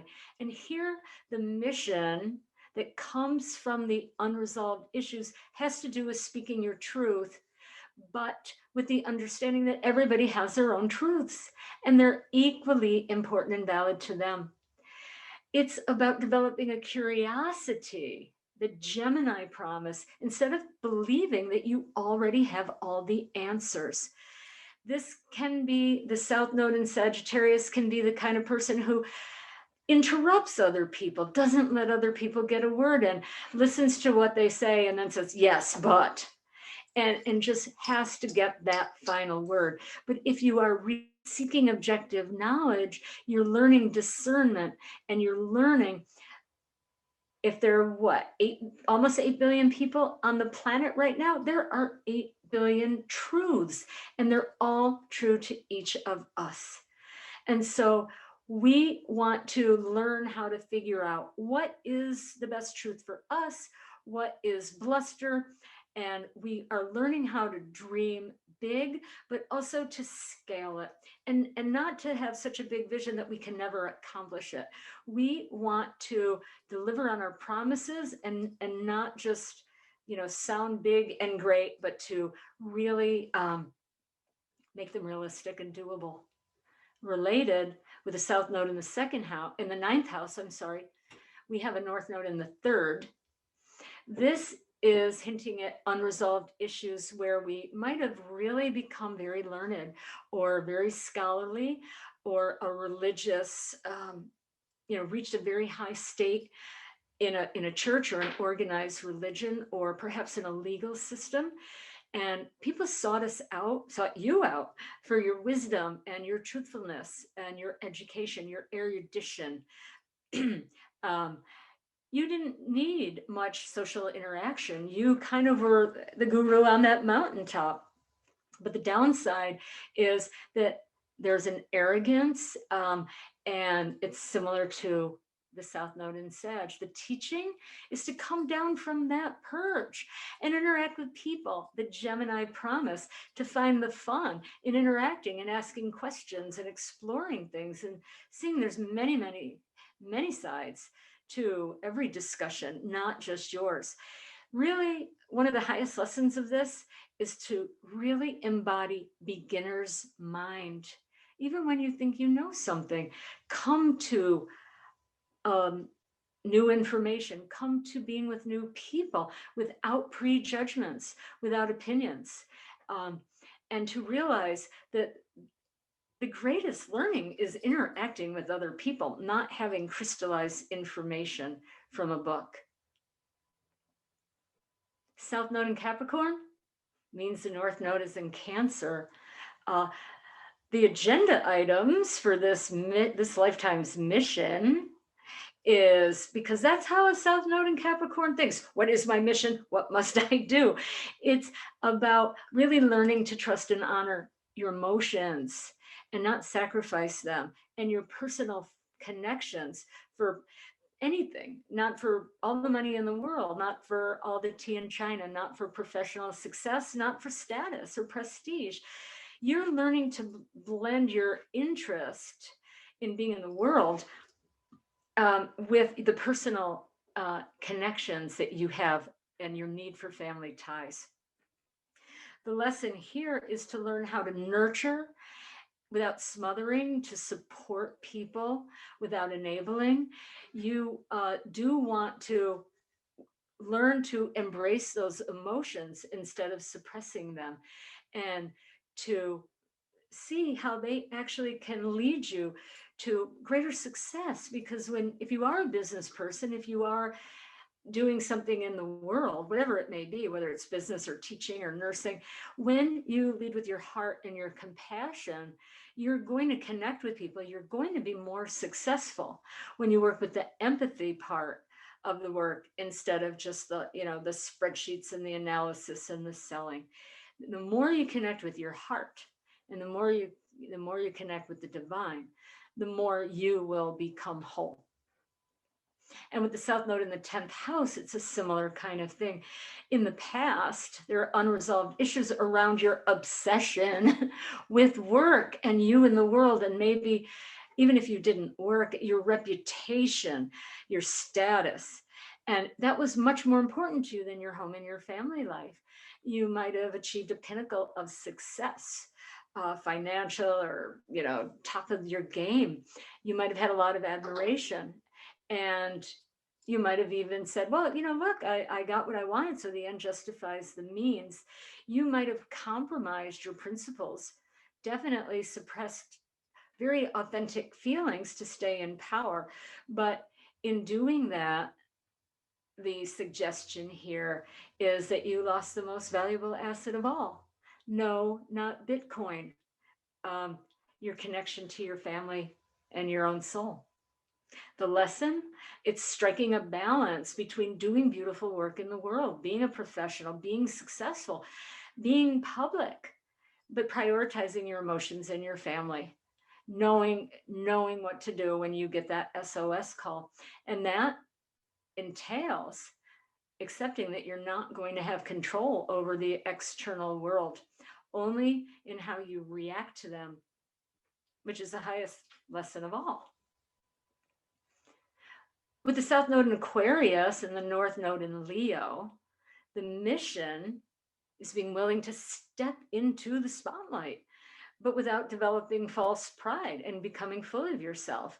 You want to develop a self-confidence that inspires and empowers other people to be their best self. It isn't just about you. You as modeling that kind of behavior for people. The highest lesson of Leo, self-love. Hey, I love me, you love you.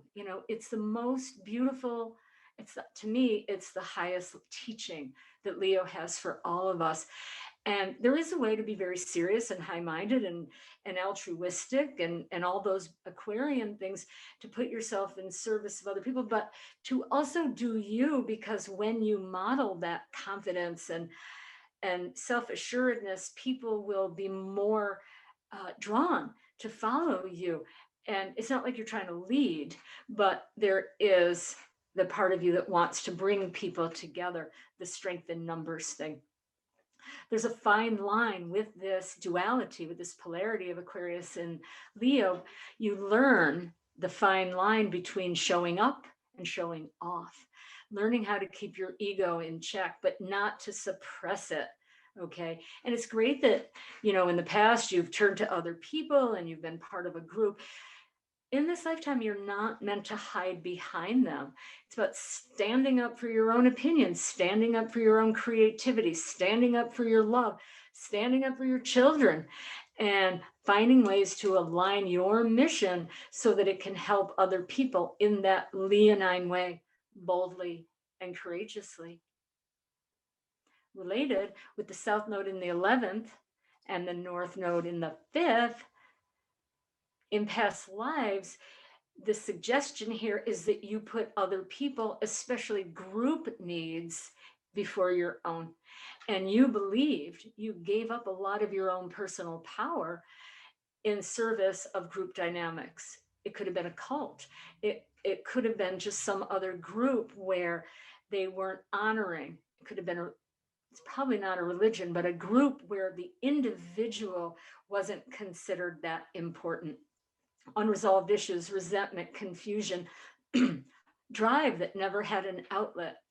You might have lived on a commune. You might have lived on a kibbutz. There was collective growth, and collective happiness was more important than your own. And that's a beautiful, beautiful thing.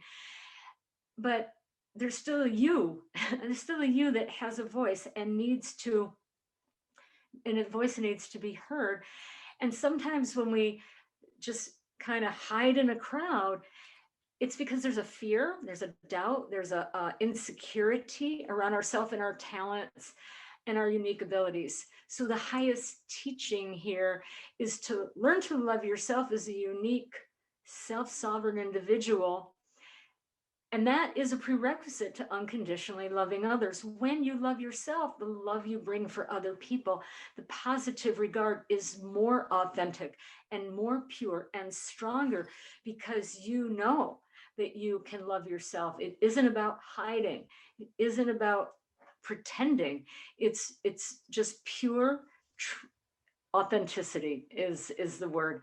And it also, because it's Leo, because it's 5th house, there's probably going to be some risks to do this.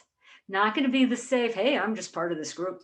But they're really that's the name of the game right there. It's being willing to take the risk. That's even more important than the outcome. And then the South Node in Pisces with the North Node in Virgo, the mission here is to learn how to take all that introspection and that inner world that you know so well, and to find ways to harness it and be useful and efficient and to serve other people in a meaningful way without getting so caught up with the process of serving. You're not servile. You love to support and to serve and to heal. And you're finding where in the past, there might have been like a reluctance to get too detailed, to be too organized. There was maybe a dreaminess. You might have been part of a religious order. You might have lived a very agrarian life. You might have been an artist. There might have been addiction issues, but this is the time now to step into the duty and the work and how you have a sacred job to help and support and heal other people. Whether it's healing or serving or supporting, it doesn't matter. That'll be shown by the other things in your chart. But it's about following all those instincts and taking that bliss that you found internally and bringing it out into the world. And you want to remember that you do need to go back internally sometimes. It's not always about being on and serving other people, but when you're not overly emotional, when you can set that aside for a higher purpose, that is when you're going to feel the most whole. And you're going to feel your feelings differently. Similarly, with the South Node in the 12th house, North Node in the 6th, that suggests unresolved issues where You were very involved with your emotions and your imagination and spirituality. And it might have been very hard to focus on real life issues or to be successful by however you define that. You might have been a religious or spiritual devotee, or you lacked the confidence and you went into hiding. 12th house is where we hide. It's also where we sabotage ourselves. Maybe you didn't have the confidence to take some risks and pursue your passions. Maybe you didn't have great executive function and you didn't know how to organize the plan to do what you wanted to do. And so, not surprisingly, in this lifetime, the lessons, the mission is around being comfortable in the here and now, relishing it, not trying to run away. If things get uncomfortable, staying with it, finding the healing and support that you need to be okay in this lifetime. You might become a healer. You might become someone who is of service. But to become a healer, we have to do our own healing work first. And learning how to be of joyful service instead of feeling used, getting out of that martyr mentality. We want to engage with other people, not out of a sense of obligation. There's no karmic brownie points for doing the most wonderful thing if we do it with resentment. We always want to find that this is a very sacred path, and to find our particular path within that greater swath. And this is also a placement for understanding wounded people, underdogs, animals, but not over relating to that role of underdog, but understanding that you have a very, very sacred role in helping them because you've done that work too. So that is our little tour of the South Node, and I hope you're all still awake with me. It did go on a little longer, but I would love to field some questions. I don't know if Gail is still there, or if she's one of the ones. Yes, I'm back. Can you hear me? I hear you just fine. Okay, great, because I had to go through a few permutations with my computer situation. But I did, there's a lot of questions in the chat, but I promised my friend Liz that I would ask this question for her because she couldn't be with us today. She has Jupiter at the bends, which is like square the nodes. She has Jupiter square the nodes and Pluto conjunct the South Node. So she just wanted you to say something about that. Well, gosh, we could do a whole nother talk about Liz, couldn't we? Can we just actually pop her in? Gail, do you have her birth info? No, I don't have her birth info. I'm sorry. Okay, no problem. So it's very helpful to know the signs and the houses. Do you know that about her chart? I was thinking about quizzing her about her chart, but that's as far as we got. Do you know what year Jupiter? So Pluto is going to be in, I don't know what her chart is. I don't know. We can forget that question altogether. I do not know Liz's chart. No, not at all. Just pure rhetorical. I'm going to take a quick stab at that and see how close this comes. So Pluto conjunct. She was probably born late 50s, early 60s. I don't know, somewhere in there. Okay, because Pluto, you said Pluto was conjunct her South Node. South Node, yeah. Yeah, so she's either born in 52 or 61 and 9 or 70, 1952 or 1970. So is she more like 50? I'd go with 7. You think she's around 50? Yeah, so when Pluto squares the South Node and you think that's you think she's born in 1970? Pluto conjuncts the South Node and Jupiter squares the nodes. Right. Yeah. You Right. said those squares. Yeah. Right. Look. So that could have been, you know, like 1969, 1970. When does Jupiter square it? Oh, that's going to be. So the Pluto and if it's in Virgo, like so many people born in the 60s and even right up until, well, just until parts of 1970, it could have something. And again, we need to see the house where it's going to play out. If it's Virgo, Yeah, really, really wish she was here. Forget it. Just you have to forget that question. I am sorry. She needed to furnish me with all the information. It's not like I had her chart, right? she could reach out to me and I would give her some comments, because it has something to do maybe with assessing on the negative and not seeing the opportunities that are present for you. And this is a lifetime where you are meant to reach out. You're supposed to get help. You're not supposed to go it alone. You're supposed to make mistakes. You're supposed to quote unquote screw up and then pick yourself back up and go, well, if I could do it again, how am I going to do it better? And that's what the Jupiter is the promise of, because even when Jupiter is in a square, it's Jupiter. The biggest problem there is that you go a little overboard. You don't know where your limits are. You're overly optimistic or something like that. But there's great opportunities for her there if she's born in, like, you know, the very late 60s. And really have her reach out to me. I'd be happy to give her some ideas on how to work with the promise here. Great, thank you. So, okay, there's Kathy. Is there any significance to having Pluto in the same house as the same node? Yeah, it's in the same house as the south or the north node. Kathy, you still there?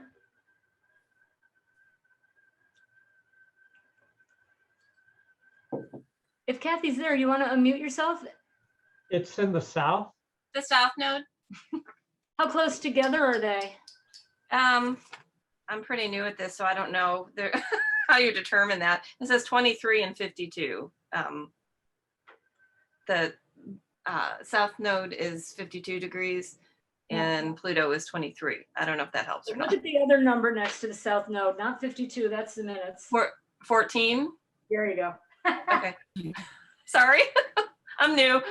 No, that's okay. And which sign are they in? Can you tell? They are in Virgo. It's Virgo? Yep.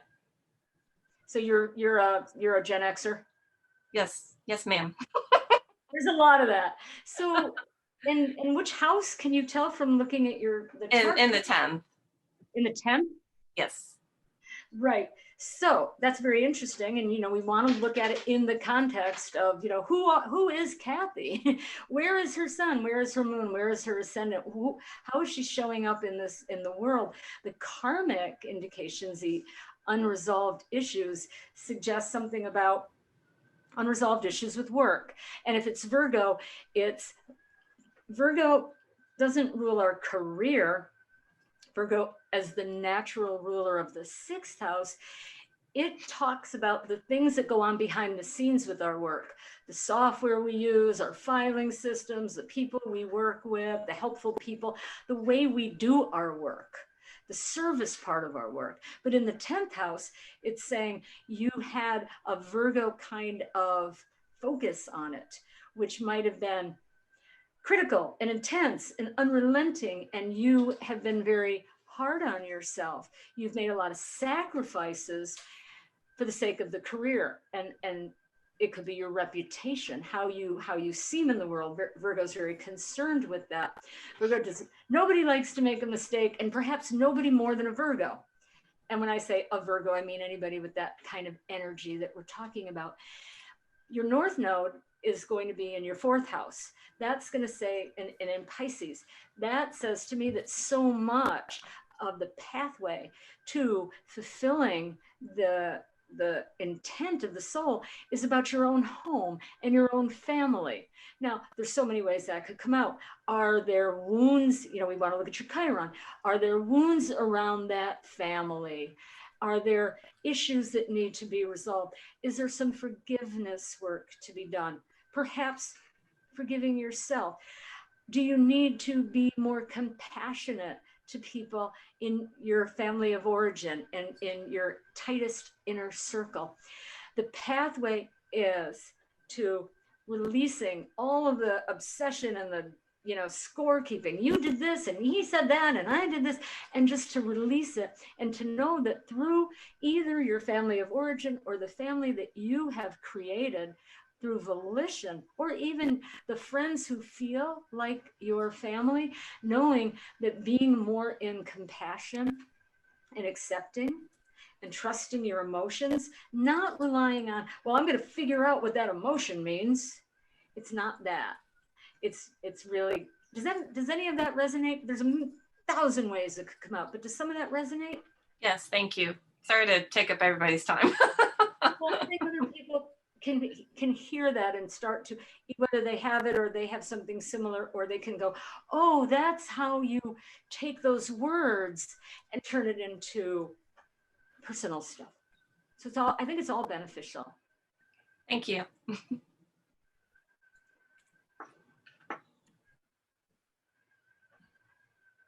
Gail, are you gonna throw some questions, or should I go into the chat?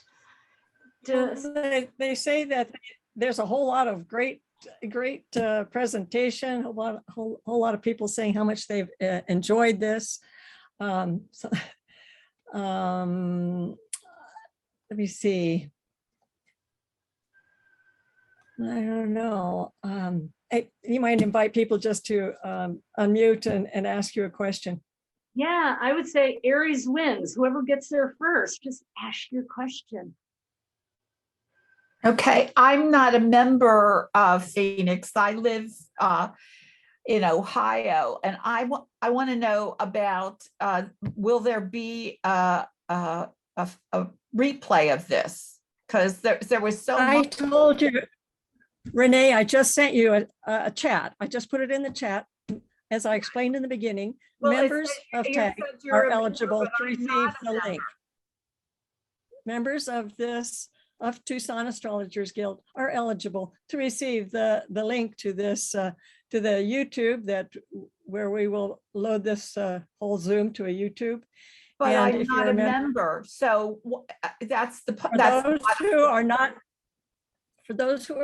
members, who have paid $15, for another $25, you will be member of the Tucson Astrologers Guild. That is the same as if you had paid, you were a member paying $30 a year, and you paid $10 for registration. You get $5 off the gate if you're a member of TAG, and you also receive a link to all of the Zooms that we do. Sorry, but that's the way it is. Thank you very much for attending. Suzanne, my name is Sandy. I have a quick question. What is your comment about whether planets are applying or separating from nodal, either conjunctions, squares, or oppositions? What orbs do you use? And what are your, people don't pay a lot of emphasis necessarily to the elemental parts of this puzzle, but I really want to focus on your comment about the applying or separating, because that sounds like a real loaded karmic situation to me. Sure. And that's going to really present itself in the progress chart when the conjunction or the opposition or the square is exact. I don't know if everybody knows what Sandy's talking about. Planets are, we look at the number of degrees, and then there's implicit motion, right? And with the planets, the implicit motion when they're direct is counterclockwise. When they're retrograde, their motion is clockwise and backward. The nodes are generally 80% of the time moving in retrograde motion. So what we want to look at is, are two planets and or points moving toward each other or away from each other? Toward each other is approaching. away as departing. So the understanding is, as planets are approaching, it's getting stronger. It's incipient.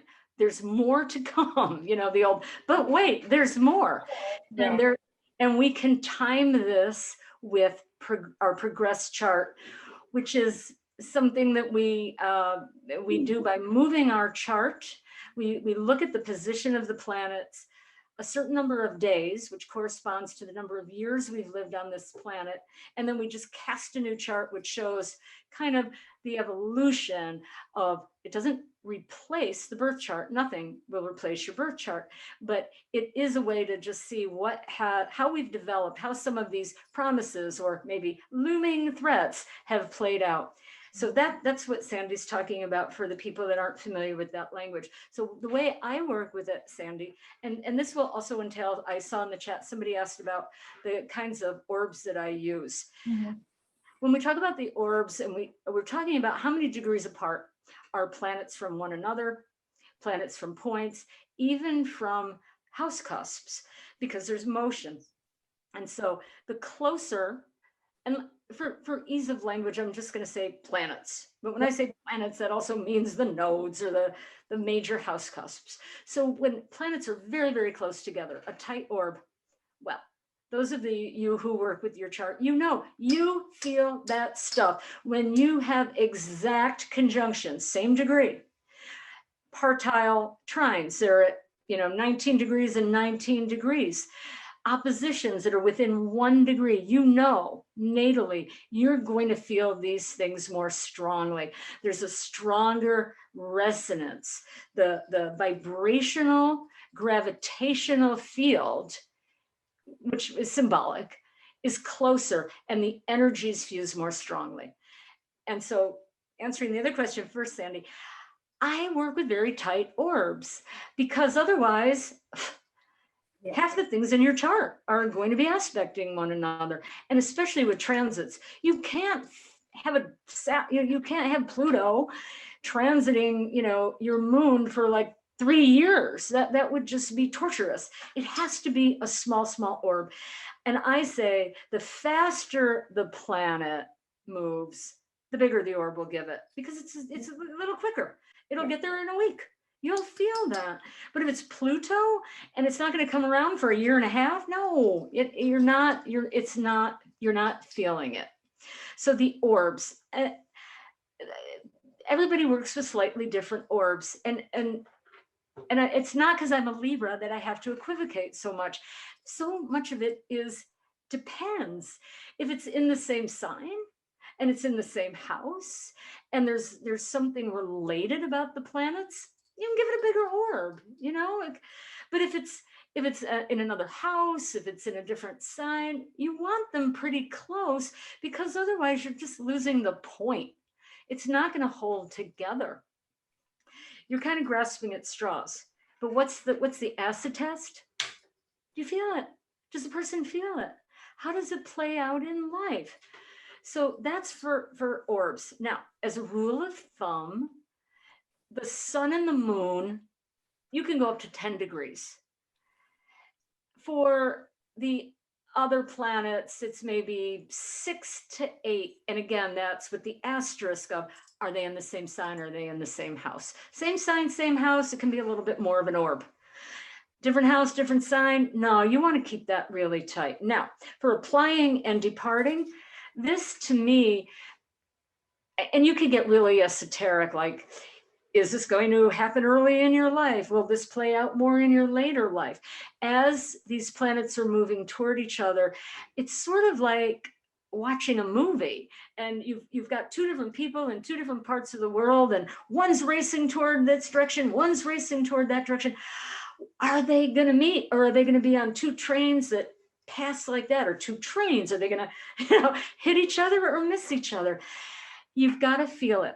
Approaching is always going to be stronger than departing. It can't not be. They're moving toward each other. You're reaching out. You're drawing each other in. That, to me, is what an approaching angle represents. It's a willingness. The departing could mean, Hmm. Pay attention, but we've kind of already done this. Yeah, It we've been over this ground. Yeah. like when you do a horary chart and you get a void moon, it means the stricture is it's not going to matter anyway. Don't worry about it. Note it, but don't pay too much attention to it. And again, the proof is in the pudding. The proof is in the chart. And apologies if that went over the heads of beginners, but it's like playing tennis with a pro. You're going to improve your game. You're going to learn new shots. You're going to pick up moves. And hearing Sandy's question was wonderful. And I thank you. And is there more that you wanted to add, Sandy? Well, I just got one real curveball for you. Any quick comment about the karmic quality of the vertex in the chart? Now, I know it'll depend. Okay, I know it will depend on, of course, the sign in the house, but I have found people's sun or moons conjunct my vertex have been karmically loaded. So I just wanted you a quick comment. I know that's not really fair, but I just want to give a shout out to the vertex when we're talking about karmic issues. I want to give a shout out to the vertex. Yes. Okay, vertex in the house. You know, I always have to look this up and I'm going to have to do it because I want to get it right for the people who may not be familiar with it. It's another one of those, you know, Yep. Richard Branson can't go to your vertex. Do you know off the top of your head which it's a combination, it's a mathematical combination of your sun, your moon, and your ascendant. Right. And which is it with the vertex? Oh, I think it's the sun plus the cinnamon. It Or doesn't Lynn, do you matter. have that one off the top of your head? Yeah, well, mine's in the 8th. Okay. But the talk about loaded, but I just say so many people, when you hear karmic astrology, they go right to the nodes, which you've done a magnificent job of highlighting. But I just wanted to say, if anybody wanted to pursue it, that the vertex in one's chart, which That's a great thing to kind of put up there. Yeah. Because the vertex is a mathematical reduction of your sun, your moon, and your ascendant. correct. And when we're doing kind of traditional psychologically based astrology, what are the 3 most important things in our chart? Sun, moon, ascendant. Exactly. So when we put them all together, we get the vertex.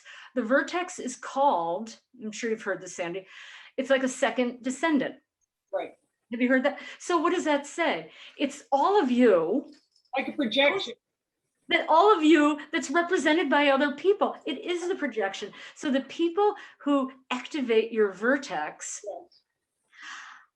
I would say the therapeutic side of me would say, what are they mirroring for you? What can you learn from them? Even if they're hateful, horrible people, there's still something that you can learn. But I just feel in my own experience, and I agree with you, but they have like a South Node flavor to them, because for me, they've been from my past.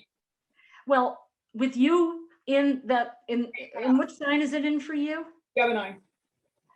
So the 8th house is just everything that's intense and deep, and the scorpionic energy of transformation and past lives and rebirth, and Gemini is other people, and the vertex is your second, descendant, and for you that makes a lot of sense. I will tell you for myself, my vertex is conjunct to the degree and possibly the minute of my sun. Whoa. Oh, that's amazing. Yes, exact. I'm going to look it up because Wow. I would think I would know. You would think I would know this. I don't do a lot with the vertex. No, it's off by 17 minutes. Well, still close enough for government work. That's powerful. Yeah. And I am this very strong Libra, and it is the 6th house. So for me, I would say that I might be, based on what you just said, I might be fulfilling what a very wonderful Vedic astrologer once said to me about one of her kind of meta prayers with her practices: may I attract and help the people I have unresolved karma with. Yep. I was going to say through your work. Yep. Awesome. And I do feel like it's just stunning to me. And those of you who work with other people's charts, I find it absolutely fascinating in that statistically impossible way that I meet people every day who have something at my sun, moon, or ascendant point. Right? Do you too, Sandy? Oh, absolutely. That's why I mentioned the vertex, because it's amazing how those karmic points or points really within maybe 2 to 4 degrees of your chart ruler is another little added. But I don't want to get you up on too many tangents. Thank No, you. but we're kind of into post-talk cocktail hour anyway. So I'm happy to do this, and I hope other people are finding this entertaining, if only as background music. There is a question from Sally Massa. She's had her hand up for a long time. Yes. Sally, do you Sorry. want to mute? Yeah, I was just unmuting. I did have a question. You probably already sort of answered this, but you mentioned at the very beginning that the South Node is your unfinished business, past life stuff. Is the goal balancing the South and North Node?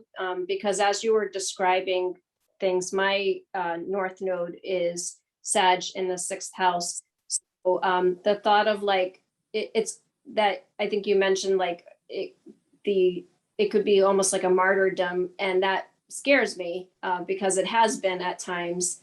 And the thought of like doing that, committing to others all the time in caring for others is exhausting. So I guess my question is the goal to balance both South and North Node? The North Node would be, the South Node is obviously a little bit more comfortable in those times. I don't know if that question made sense. No, the question makes a ton of sense. And I also, because I have 7 things in my 6th house, I feel that question. Did you say it's your North Node you have the North Node in Sag in the 6th? Correct. So I used the word balance many times when I was talking. Sorry, Libra, occupational hazard. It is balancing. There are things that we want to balance, but to me, the higher goal, as with any opposition, and I know the nodes are always in opposition, but a higher goal is to integrate. So sometimes it's balance. And how do you create balance? This goes up, this goes down, this goes up. Integration is somewhat different. Integration is finding a way to bring it all together and make it all fit together. Balance isn't quite the goal, it's to integrate it. And so when you have a North Node in the 6th house, it does say, and again, we're talking very shorthand here, part of the soul's journey with the South Node in the 12th is get out of your meditation cave and come in and bring all those beautiful things and those downloads and use them for the greater good of other people. But what does Sagittarius tell us? Stop being reliant on other people and get out of the Gemini. Get away from the masses. The Sagittarius needs to put herself first. This is not selfish. This is self-empowering. How can you show up? How can you take care of people? How can you do healing work? How can you just be a nurse? How can you just be a support person in your job or in your family without depleting yourself? Sagittarius knows when it's time to get involved and when it's time to go. Gotta go. Sag is always the first to go. You want to integrate that 12th house, which can be a little martyry, with that 6th house of serving and healing, but in a way that you're serving people. And the Sag is also talking about a higher truth, finding something that's going to be universal, and a little less personal. What's your sun sign? And where'd you go? I'm in Aries sun and Cancer rising. Beautiful. How many, do you know the degrees? And where's your moon? Yes, moon in Capricorn in the 7th, Aries sun in the 10th, and I'm a 14-degree Aries and I believe a 5-degree Cancer rising. Moon is in Capricorn at 26 degrees. Oh, well, you're going through an interesting year, aren't you? Sure am. I'm sitting home with a broken foot right now. Oh, you're not supposed to take the bone so literally. You know, Pluto's been going over your moon, right? Sure do. Yeah, in the seventh house of other people getting played out through. It could be a partnership or it could just be other people in a general way. So it's interesting, right? You've got Cancer rising. I love the polarities, and this will be interesting. Can you share your chart with us? I think people might find this very interesting. I Yes. definitely can. Let me just pull it up and I'll share. 1 second. Because the polarities are just so striking in this chart, right? You guys can just hear this. Cancer rising, so people, nurturing, home, family. Moon, the ruler of Cancer, it goes into the seventh house. Well, that seems beautiful, right? Taking care of other people. But in Capricorn is in its detriment. Right. The moon is in detriment in Capricorn. So it's not this touchy feely. It's about boundaries. But what are the boundaries? And then Aries sun, which not by degree, not by degree, but by and your Saturn is squaring your sun, Yes. and is it opposing, not quite opposing your moon, but by house and sign. And so there's definitely, and this is so pop psychology, pop astrology 101, but a big part of the lesson here is finding the boundaries, finding the healthy boundaries between giving and nurturing and mothering and smothering and taking care of people and taking care of you, right? So that the moon and the Saturn oppose by sign, and they're in mutual reception because they're in each other's signs. So they're like, am I doing you or are you doing me? Am I projecting other people? Am I projecting myself on other people? Am I projecting other people on me? Transjecting. Here's the thing. Hey, look at the loaded cardinal qualities in that. Talk about, it's not easy to have boundaries when you have that much cardinal energy. And now she has a broken foot, so she's been sort of like limited. Not fun.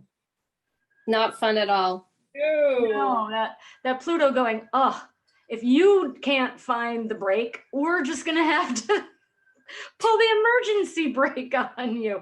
So right now, this Pluto transit is really such a beautiful time for you to look at, how are you involved with other people? How do you put yourself first? Where do you do it out of giving and love and joy? And where do you do it out of duty and Saturn and guilt and things like that? That Aries sun at the top of the chart, you've got a mission. You need to be on that mission. But that North Node, just that, so that North Node, what is your 6-degree cusp? I'm trying to see it. It's really hard to see. This is Placid. I'm kind of beginner. I usually do like whole signs or equal signs just for ease, but I think that's Scorpio. Well, Is it? Oh, I'm sorry, no. No, it's Sag, but the node is about to leave. And by progression, that node may have left that sixth house. You might have fulfilled these duties. That Neptune there is definitely, a little reminder. You want to use your sensitivity, but you want to use discernment. And so for you, it is a balancing act. Definitely. And you're going to balance and juggle and balance until you integrate. Because sometimes you're going to be out of whack, and sometimes you're going to give too much, and sometimes you're going to say no, and sometimes you're going to be selfish, and sometimes you're going to overgive. And for you, it's going to be, you're going to pull that camera so far back that in the aggregate, you're doing a little bit of everything. But just, and there's so, this is such an interesting chart, and there's so much more there, but it's really about finding, because you've got that South Node not showing up. It's about finding a way to give and serve and help and heal just enough. Enough. You want to be so careful. You want to be ever aware of that, like, enabling thing, right? Mhm. Really being mindful of where is the line between helping and serving and healing and supporting and enabling. That's, to me, one of the things that you really, that I think this talks about. But that Saturn rising, she'd be overly responsible also. So that plays into it. Always, and it's overly responsible, and the guilt and the duty and the I've got to do this, and that Saturn is not comfortable in Cancer. I'll do it, but not happily. Yes. And Yes. it's teach you how do you find the boundaries? How do you find go back? What makes you happy? Where do you want to give? And there may be times and situations where you've got to just go, I'm at my limit. It's a no. It's a hard no. But not just to like ignore it, then to come in and go, wow, how is this showing me what my boundaries are, what it is I want, what it is that I really can give with love, not, that, it's not a detrimental Saturn, but that's the way to say it, that kind of, again, I hate the word afflicted Saturn in the first, and just stop making it about duty and making it about, hey, I know my strengths, I know my gifts, I'm going to give them this, and then I'm out of here. Yeah, I love that. I've been working on that, but when I was listening in earlier, it seemed like sixth house North Node Sag was all about like giving your life to the service of others, and that's all I've ever done. So I was hoping there was, I like the word integration. I was hoping there was more balance there. It's never about serving to the point of self-depletion. Ever. Mm. Ever. If you go that far, you've taken a wrong turn. Yes. And I have. hear the words in your head, recalculating, and then redirect. Love it. Thank you so much. Cool chart. And good luck with that foot, but oh my goodness. Pluto is the thing you want to learn about right now. That's your deep dive right now this year. Yeah, I recently figured out that like not everybody would have Pluto conjunct in their lifetime, certain a third. Right. Third of So all. So that, yeah, I'm working on that. And Pluto in the fourth, which is home and family. And I had many years ago around my Saturn return, had a house fire that was a total loss. So I think that I am learning about Pluto. Learn these lessons so you don't have to have house fires and break your foot. Yeah. Yep. Kathleen is very patiently raising her hand. I wanted to go over Thank there. you so Thank much. you for sharing your So story. helpful. You can take it back now. Okay, perfect. Thanks. Okay, can you hear me? Yeah, I think so. Okay. My question is, I relocated. It's Okay, about wait. two Now and a half- you're a little fuzzy, Kathleen. Okay, let me open this up and see. Let's see. Can you hear me now? Yeah, there's like an echo, but I think we can hear you. Okay, I relocated from New York City to here, to Tucson, Arizona. And of course, the chart, when you relocate, the North Node and South Node go in different houses. I mean, I've been going through like, what the heck? You know, I'm older, so I've had a pattern. I know my cycles, I know a lot of it. But since I've moved here, I've just come across a lot of stop signs, major, you know, in my life, and certain things that I wasn't expecting. Certain good things came too, but so my North Node was in the first and seventh on the East Coast, and here it's in the third and ninth. Major shift. And what sign? Tell me what sign your nodes. Cancer Capricorn. North Node is in Cancer, and South Node is in Capricorn. And it was in the 7th. Yes. And Join the Tucson Astrologers Guild, Kathleen. Excuse me? Join the Tucson Astrologers Guild. I do. I'm a member Okay, for about 5 years. Thank you. Well, I'm just curious, since this is your wiki whack, I never thought about it, and I just pulled up my two, here's what I have to say about this. The nodes are hugely important when we're looking at major life themes. yes, And major life themes aren't going to change when you move from New York to Tucson. It's like your accent isn't going to change. Listen to you. You're a New Yorker. Absolutely. Now, you know, it's like the expression, I think I'm quoting John Kabat-Zinn again. Here we go. Wherever you go, there you are, Kathleen. So with all due respect to everything you're going through, I'm going to say, on behalf of your South Node, moving to Tucson didn't change your karma. It's like you're at a crossroads. You could go left, you could go right. That's your free will. That's your choice. But behind you is the same, you know, tsunami wave or traffic or whatever. You have your karma. You didn't leave your karma in Brooklyn. oh, I know You that. brought it with you. It's getting played out now. It's like if you break up with a longtime partner and you don't work out your core unresolved relation, intimacy, control, vulnerability issues, and you break up, you go, well, he's out of my life. I'm going to finally find happiness. What work did you do? You didn't do the work. The work stays there. Person quits drinking, doesn't deal with the underlying issues of their addiction. Nothing changes. You have just brought your life here. You've got new circumstances. Yeah, and I have Pluto hitting my North Node. Exact. Well, but Pluto would have been with your North Node in New York. Yeah, but I'm trying to say that it's hitting a different part of my life. New York, it was a different aspect that I would look at. The karma might be the same, the learning experience, but I'm learning in different areas now. That's what I'm saying. So I don't know if you've ever worked with that. Well, sure. I mean, I work with people who move all the time, and it's sort of like same issue, different cast of characters or something. Yeah, different block, different building, you know, that sort of thing. Maybe you worked through things as far as you could in New York. And now you had to come, it's not like you had to come to Tucson to do it. You could have moved to Santa Fe to do it, right? I mean, there's a lot of places, you know, where the chart would have, you know, the ascendant and the houses would have been the same as where you are now. Your astrocartography would be the same, but you chose this move.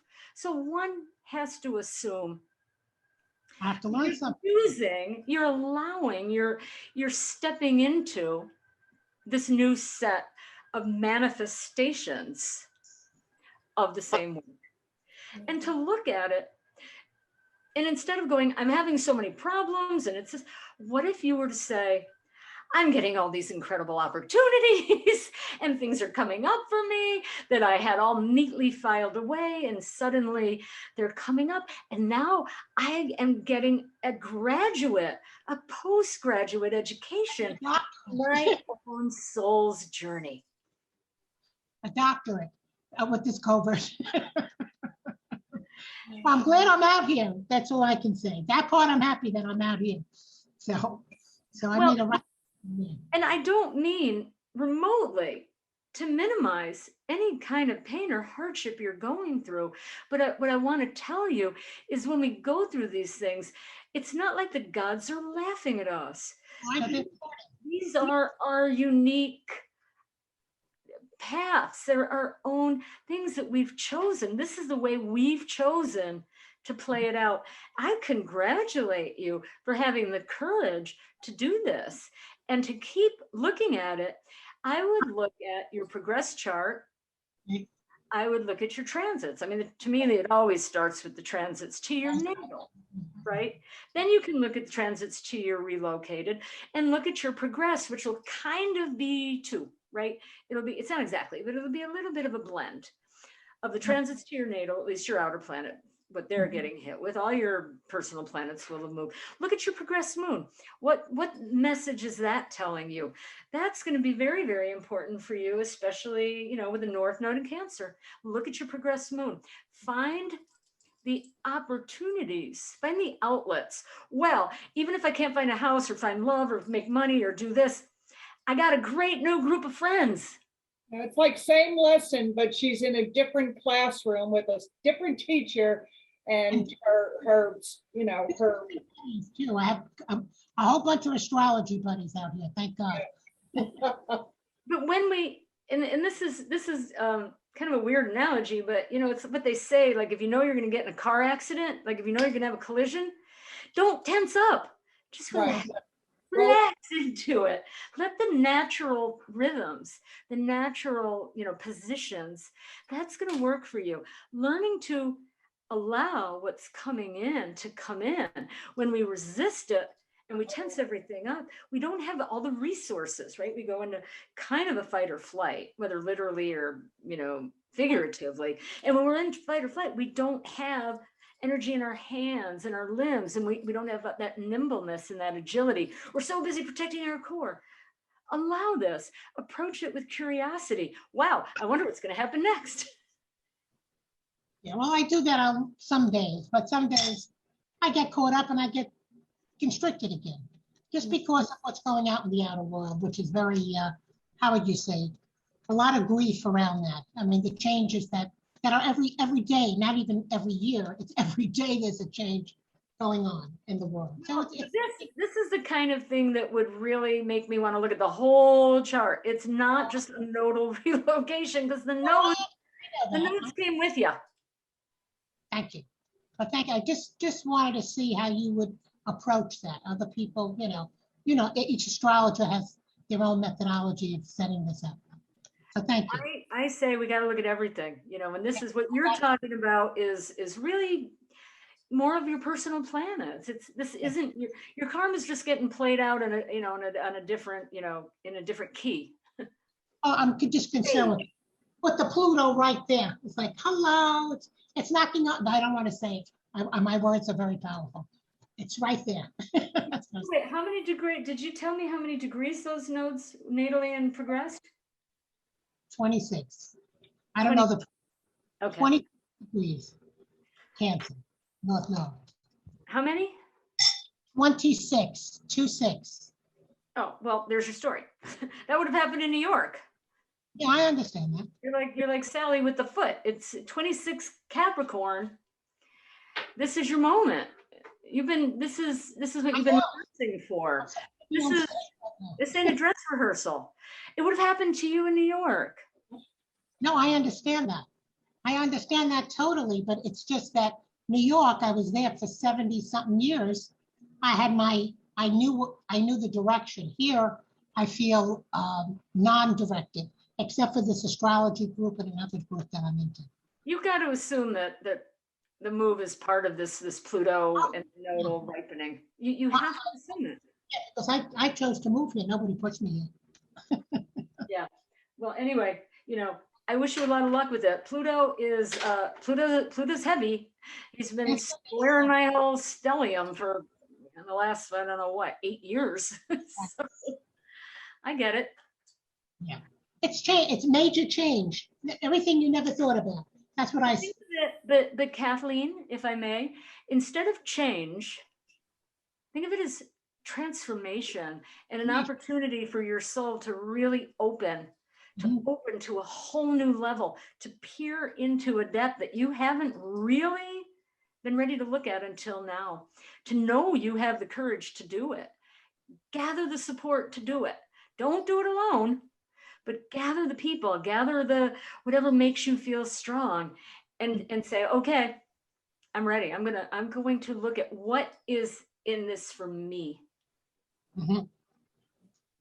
It's huge. You're going to come out the other side so, like, forged in steel, and the opportunity to become so self-aware. This Pluto is, and on your nose, that's a heavy one. But like I said, that would have happened to you. I know. I know that. That's why one of the reasons why I moved, because I saw New York was going to go, all that stuff. That was, part of my thinking, but not thinking that we're all going to get locked up. I just thought it was going to be the East Coast. That's like the parable of, the servant who saw death in the marketplace and, ran away to Samaria, right?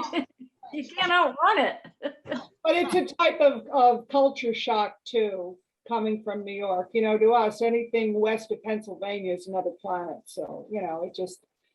I disagree. I was here for 4 years. That's true. That's true.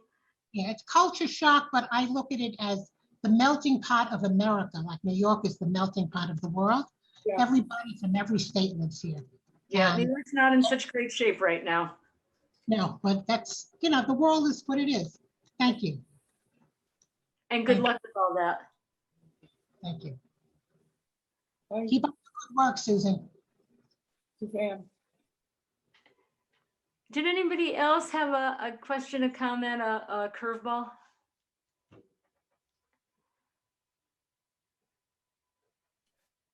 Because, okay, I didn't get all the way through the questions, but, and I know some of these are,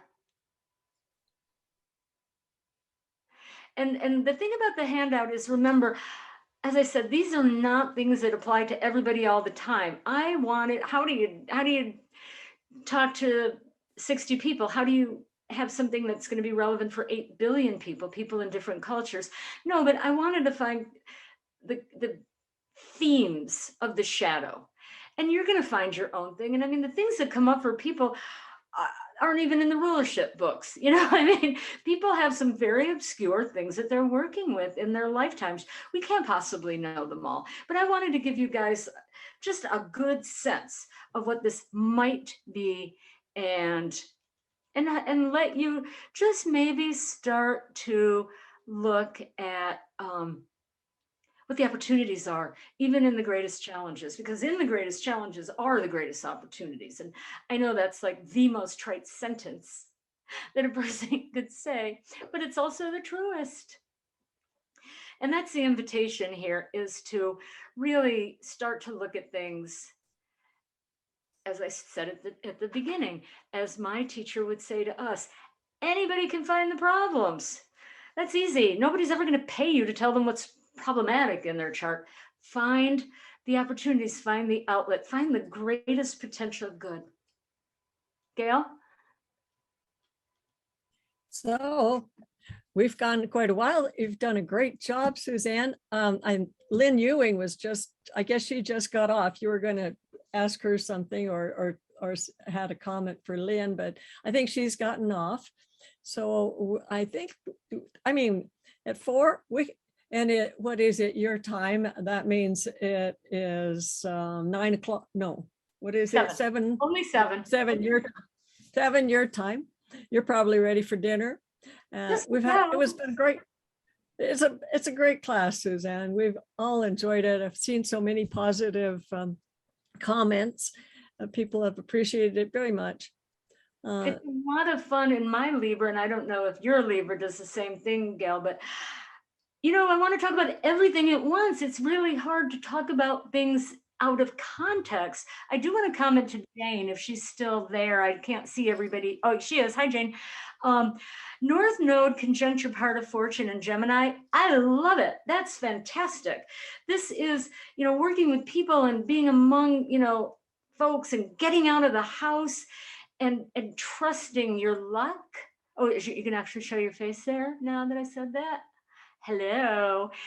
That's beautiful. You know that. The North Node is what you're being called to do. The part of fortune is what's going to make you feel enriched and maybe bring you money. It's very, very exciting. And, you know, of course, it makes us wonder. So if you've got Gemini on the 10th, do you, in fact, have the Virgo ascendant? I've got Leo rising, 18 Leo. degrees, and my midheaven is Taurus. How many degrees of Leo?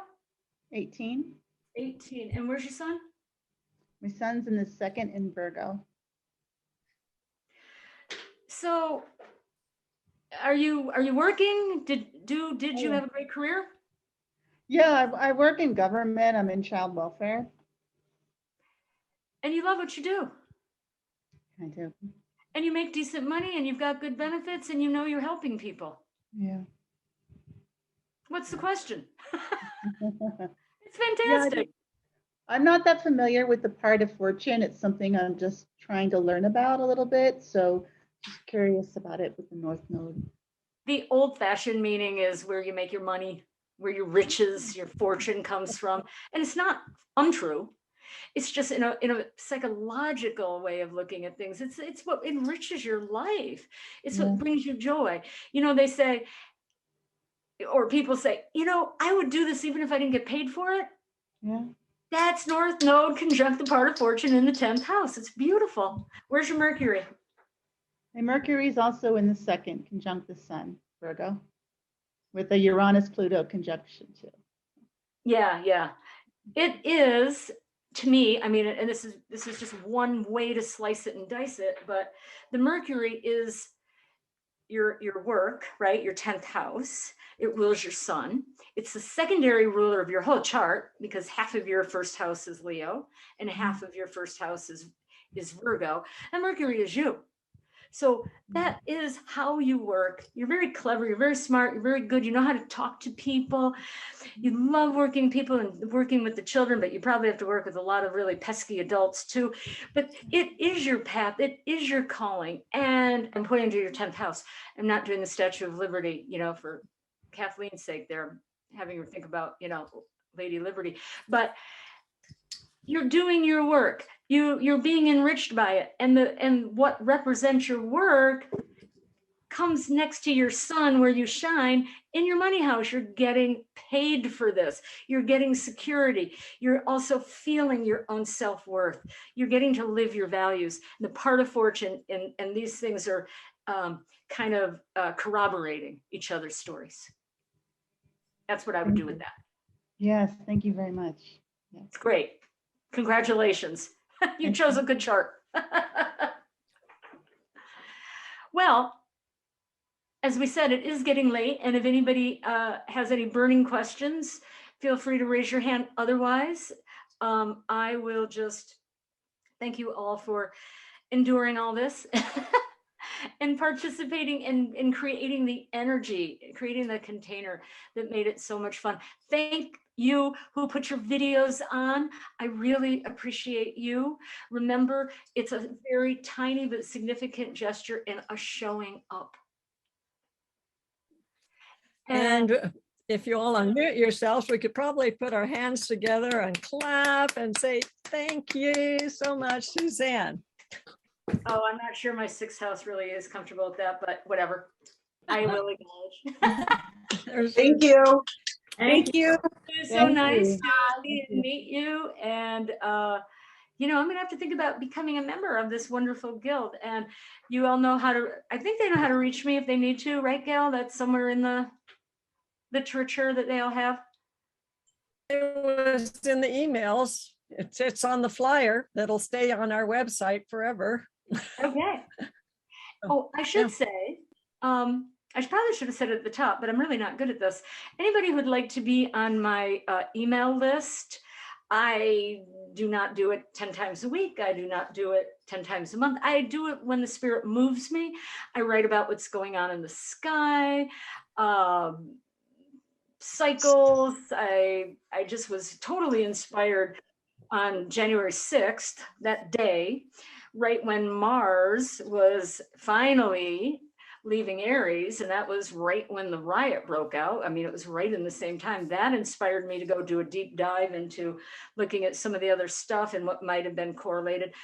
I just have fun with it. If I'm doing talks like this, I'll put it in the email. If you'd like to be on my list, email me your name, your full name and your email, and I'll add you to the list. And if you don't like it, you can unsubscribe at any time. It's a way to stay in touch. Great. Can't they can subscribe to your email list from your website too, can't they? And that too. Either way. Because I think that's how I got it. Oh, of course. All right. I will thank you. You know, one thing I would love, Gail, is, and we could say this after the recording stops, is when you get the recording, I might get it too. I would love the chat. I would love to go back and read all the comments later. Yeah, we can email you. Right. Chat. Super. Yeah. Oh, I should have said, thank you, Tom. Yeah. Thank you so much. It's really been great chatting with you guys and hope to see you again in the future. Great. Thank you. Right. Thank Okay. you. Indeed. Okay. Thank you. Thank you so Thank you, much. everybody. And yes, Suzanne, please do join tag. I have to. That's Yeah. right. We'll do that, on our own nickel. Good night, everybody. Okay, bye. Bye. Everybody can stay on who wants to. I'm after- probably gonna jump though. Yeah. Yes, Three we're hours. expecting you to jump. I might do that real soon myself. Yeah. I'm on my desktop computer now that doesn't have a camera. That's why you can't see me. And I got tired of looking at myself on the side view, so I shut down my laptop, which could only show my picture and not my audio. I don't know, something happened there. Tom said I should restart the laptop, but I just pulled up Zoom on my desktop. Well, I am gonna jump because it is getting near, dinner time here on the East Coast, but thank you again. I really very grateful for this opportunity. Thank you so much, Gail. And Tom, thank That you was so much great. for all Thank you. the tech and moral support. Thank you. Yeah. Okay, we'll see you again. Right. Okay, bye-bye.